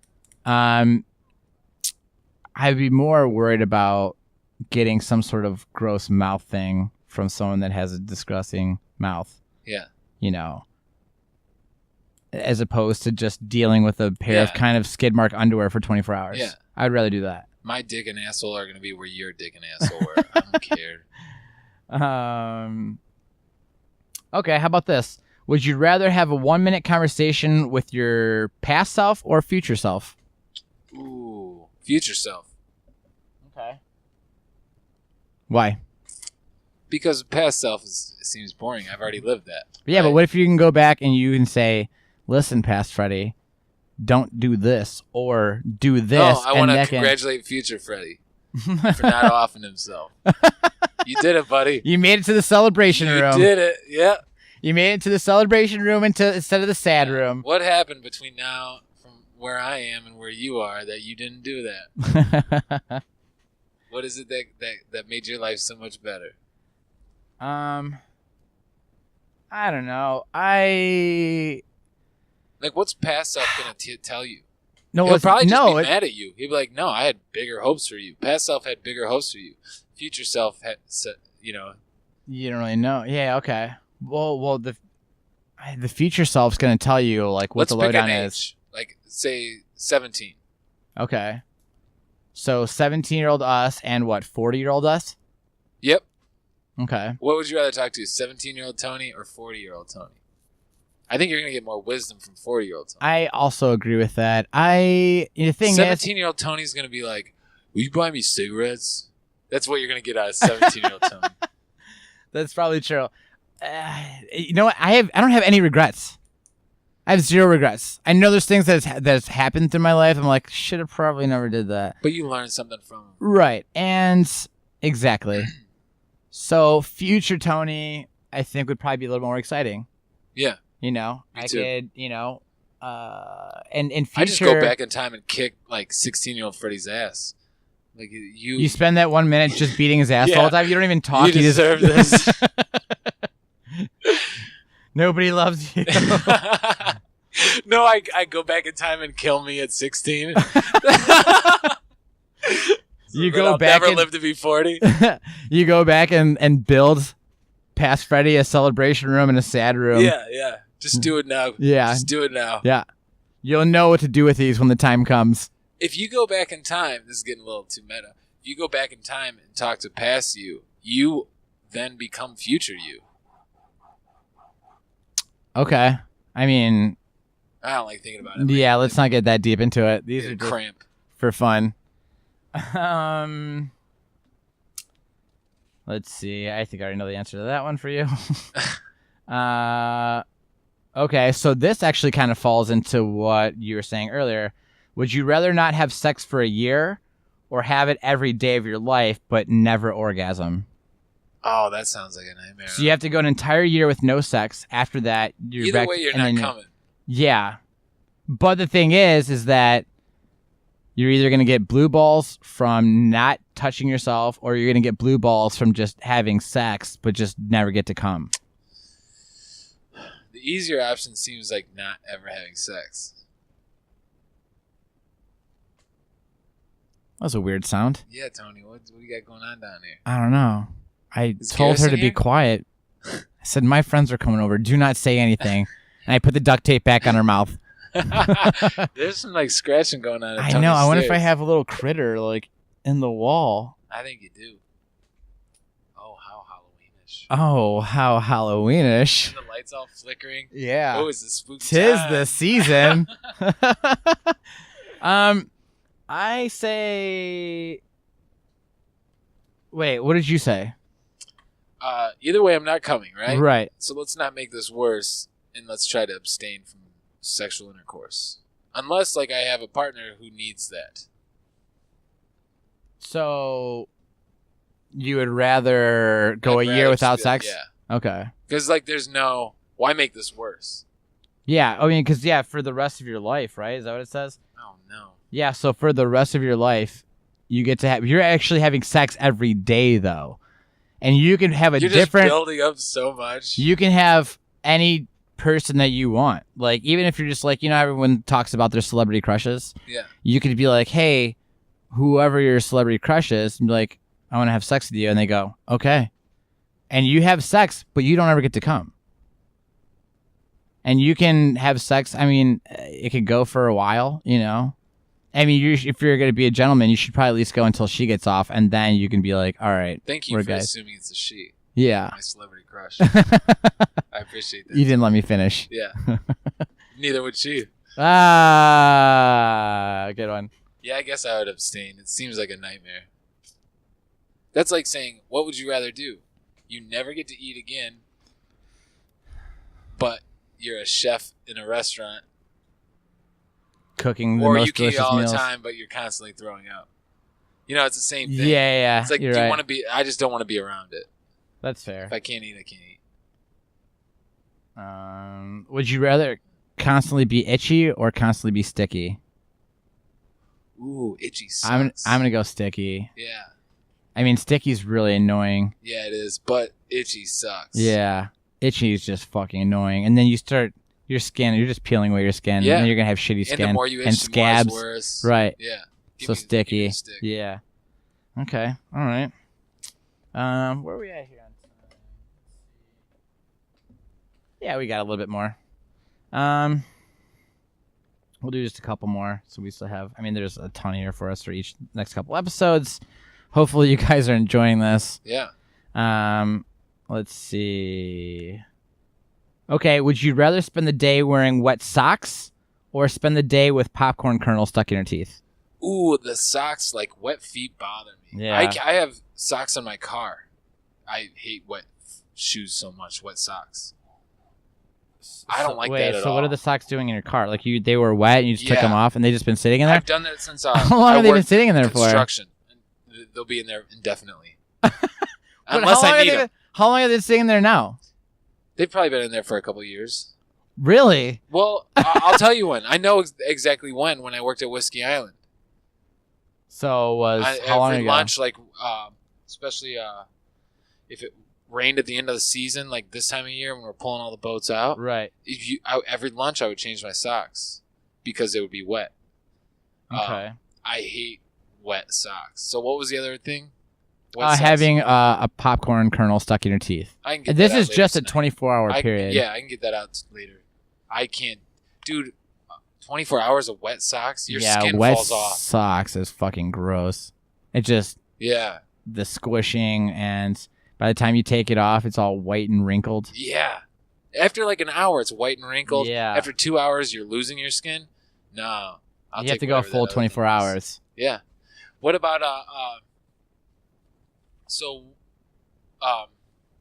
did you ever do that when you work landscaping or anything like that? To have a change of socks or change of boots? Oh yeah, definitely. Yeah, there's times that like it sucks. Yeah, it would just be fucking soaked. And at first, I'm like, well, it's not that bad. And then by the time I'm done, was like when I was doing the landscaping, like to the next house, I'd be like, these fucking socks have to come off. Yeah. And I'd have to like just cut without socks and wearing fucking boots. Yeah. Which also sucks, but it's better than having fucking squishy socks. Did you ever wear bags on your feet? No. Yeah. One time I worked in the wintertime doing construction, and I wore steel toe boots, and I didn't realize it. It was like the first freeze. Uh-huh. That steel inside of your boots gets cold, and it never like thaws out. Dude. It's painful on your feet. That sounds terrible. Also, I bought a pair of like big dumb galoshes, like big dumb yellow boots, rubber boots. And I bought them as like a size too big. And then I would wear like my slippers, like house shoes, moccasin slippers inside of them. Mm-hmm. And that was my like, because I can't stand like wet feet. I hate wet feet. It is fucking terrible. My dad was like that Vietnam era Marine in which he was like, change your shoes, change your socks. That was the only thing he gave a shit about. Yeah. So I guess I'm a little bit more conscious of it. That's fair. And those guys like all had boot rot and stuff like that from all the chemicals. Yeah, of course. So my dad was like, he didn't give a shit what I did besides that, you know? Yeah. Just change your socks. I don't care if you brush your teeth or change your underwear. Yeah, what are you, a bitch? No, go change your socks like a man. Yeah. Would you rather be constantly naked, so you can never wear clothes? So this is even going out and shopping or whatever, or always have people watch you have sex. So every time you're having sex, there's people in the room watching you. I guess that would be better than being naked all the time. I guess it depends on... Yeah, a few times a week at most. Or like 24/7. And it's looking good when I'm having sex, right? It's not always looking good. Oh, when you're just naked? Yeah. Okay. 8 a.m, you're walking to your car naked. Would you have morning wood at that point? No. I'll say you woke up. That's already worn off while you're showering and brushing your teeth. Yeah. So by the time you're walking to your car, you got a cup of coffee and your keys in your hand, and it takes about 30 tries to get inside of your car door. I'm not going to be looking my best then. Yeah. I'd rather you see me having sex. Yeah. Fair. And there's no regulation of saying, maybe you can charge for it. Make a little money off of it. Yeah. Be like, hey, listen, this isn't a free show, fucko. Oh, webcam Freddie. Yeah. No, they're in the room. Like they have their own chairs. They have popcorn. Oh, okay. Or pizza. Whatever you decide. You're the host. You supply it. They're paying for it. Give them something. I have hot dogs and tacos. I'm going to keep this theme going. Hot dog and taco night. Welcome to Freddie Miller's Hot Dog and Taco Night. Sour cream everywhere. We'll do a couple more. Would you? No, I don't like that one.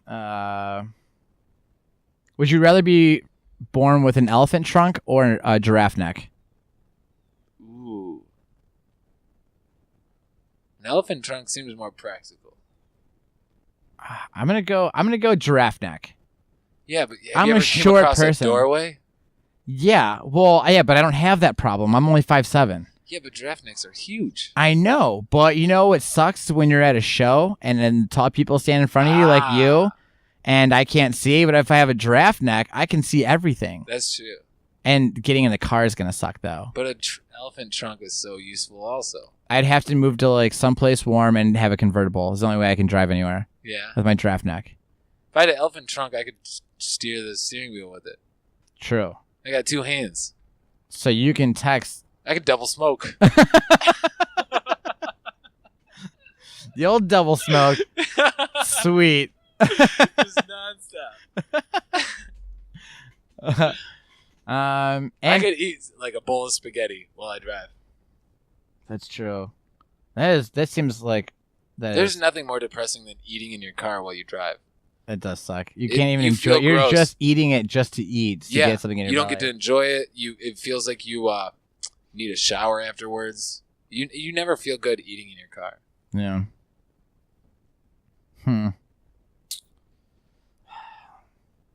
Yeah. Oh man. I guess that does seem more practical. Elephant trunk? Yeah. Yeah. You can get way more uses out of that than having a giraffe neck. And it makes a cool noise. Oh yeah. What noise does a giraffe neck make? It's a dumb noise.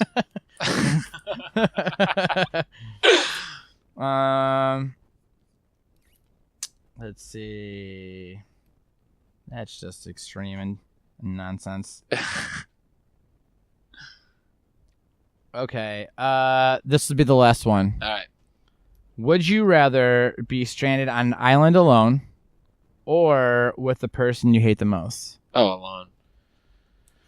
It's tough. Oh, can I kill that person? You're both immortal. You don't die. Yeah, I'd rather be alone. No, that's not true. I mean, you guys, I guess if you want to kill the other person, but that defeats I hate him. I know. Give me one joy on this island. But then, if you kill them, the police find out, and you go to Guantanamo Bay and eat cock meat sandwiches for the rest of your life. All right, then I'm good alone. Cock meat sandwiches.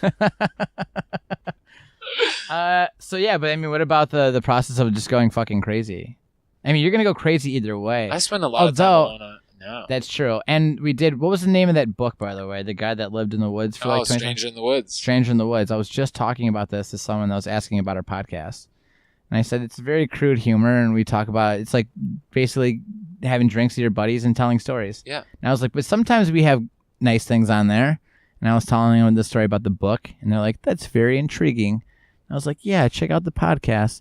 I don't remember what episode it's on, so you're going to have to listen to all of them. Even though it's actually labeled. Yeah. But, yeah. Stranger in the Woods. I think, man, the person I hate the most. Oh. Yeah, but you can get along sometimes, right? It's the person you hate the most, but there's times that you can get along. And if it's a woman, at least you have someone to have sex with, maybe. Yeah. And you're just gonna be just. I'm trying to picture who I hate the most, and I don't want to be near them. Yeah, I don't think I have any females that I hate the most, though. The people, and I don't really hate anybody. They're gonna come in there. They're gonna have a bunch of dumb ideas of what you should be doing. The person that I really cannot stand is essentially, you watch The Office, right? Yeah. You know how Michael treats Toby? Yeah. That's how I treat that person. He's one of well, he just quit, but it was one of our employees. Oh no! Tony. And it's like, and I'm not like, I mean, I have gone off on him, but he's so fucking dumb, and he just fucks everything up and doesn't do anything I tell him to. That's your guy. Would you rather have him or nobody? I think the humanity, like our biggest fear is being exiled. You know, that's why we do half the things that we do, because exile was an actual thing at one time, right? Right. But we have evolved to have a fear of it. Naturally, a fear of being alone, exiled. Right. So and people have that. Yeah. With that being said, I don't know the rather... motherfuckers I know, and I'll take being alone. I think I would just go with the person I hate the most. Yeah. Just because there could be times that we get along, and then And if you don't, you can kill him and eat him. Right. And who knows? We could find something fun to do. You know. Like make a game out of throwing coconuts into the water. I don't know. Like the thin line of love and hate exists. You know what I mean? Like I know like the people that I hate the most are people that have traits about myself that I hate. Okay. You know what I mean? Yeah, so that's why you look at this narcissistic asshole. It's really me saying like, oh, I see that in myself, but it's outlined in him. Right. You know what I mean? Yeah. So, like, anytime there's passion, which love is a passion and hate is a passion, there's still passion. It's true. You know what I mean? You have to care about somebody to love them. You have to hate somebody to kill them and eat them. You have to care about somebody to hate them, too. Otherwise, they just wouldn't exist in your world. Right. So, I guess you're going to be better off bringing somebody. That's what I'm saying. That's what I'm going with. Scratching noises. That scratching sound's happening again. There's got to be some sort. It almost sounds like when you let your dog out into the backyard, and when they're ready to come back in, and they're kind of scratching at the door, like, "Hey, let me back in." That's what we're experiencing right now, but I can't tell where it's coming from. It's a bit eerie. Let's wrap this up and kill this rodent. Yeah, let's fucking do that shit. Okay. Yeah. It's about that time to wrap everything up. Per usual, guys, leave us comments, like the video. Subscribe. It's YouTube channels. Sweet Nothings Podcast with Tony and Freddie. Same thing goes if you want to find us on Facebook. You just look up the same thing. The Instagram is Sweet Nothings CLE. That's our handle. Follow us. You can see the video of the Boom City pants that Freddie wears. And other nonsense pictures I wear. Looking at my bum butt. Yeah. I'll post up the picture of Garrison with Grumpy Cat, the meme that was made. You can also email us at sweetnothingscleveland@gmail.com. Again, send Instagram, Sweet Nothings CLE. Right. So send us shit. We'll talk about it. We'll give us something to be like, hey. Say your name on here. Yeah, we will if you want to. If not, to the people that interact with us now, we got Mr. Renegade, Asian Nathan, Emily, my buddy Jeremy, mm-hmm. Jeremy the scientist, so he knows who I'm talking about. Yeah. I know, and Victoria's a Vicky, fan. Yeah. Yep.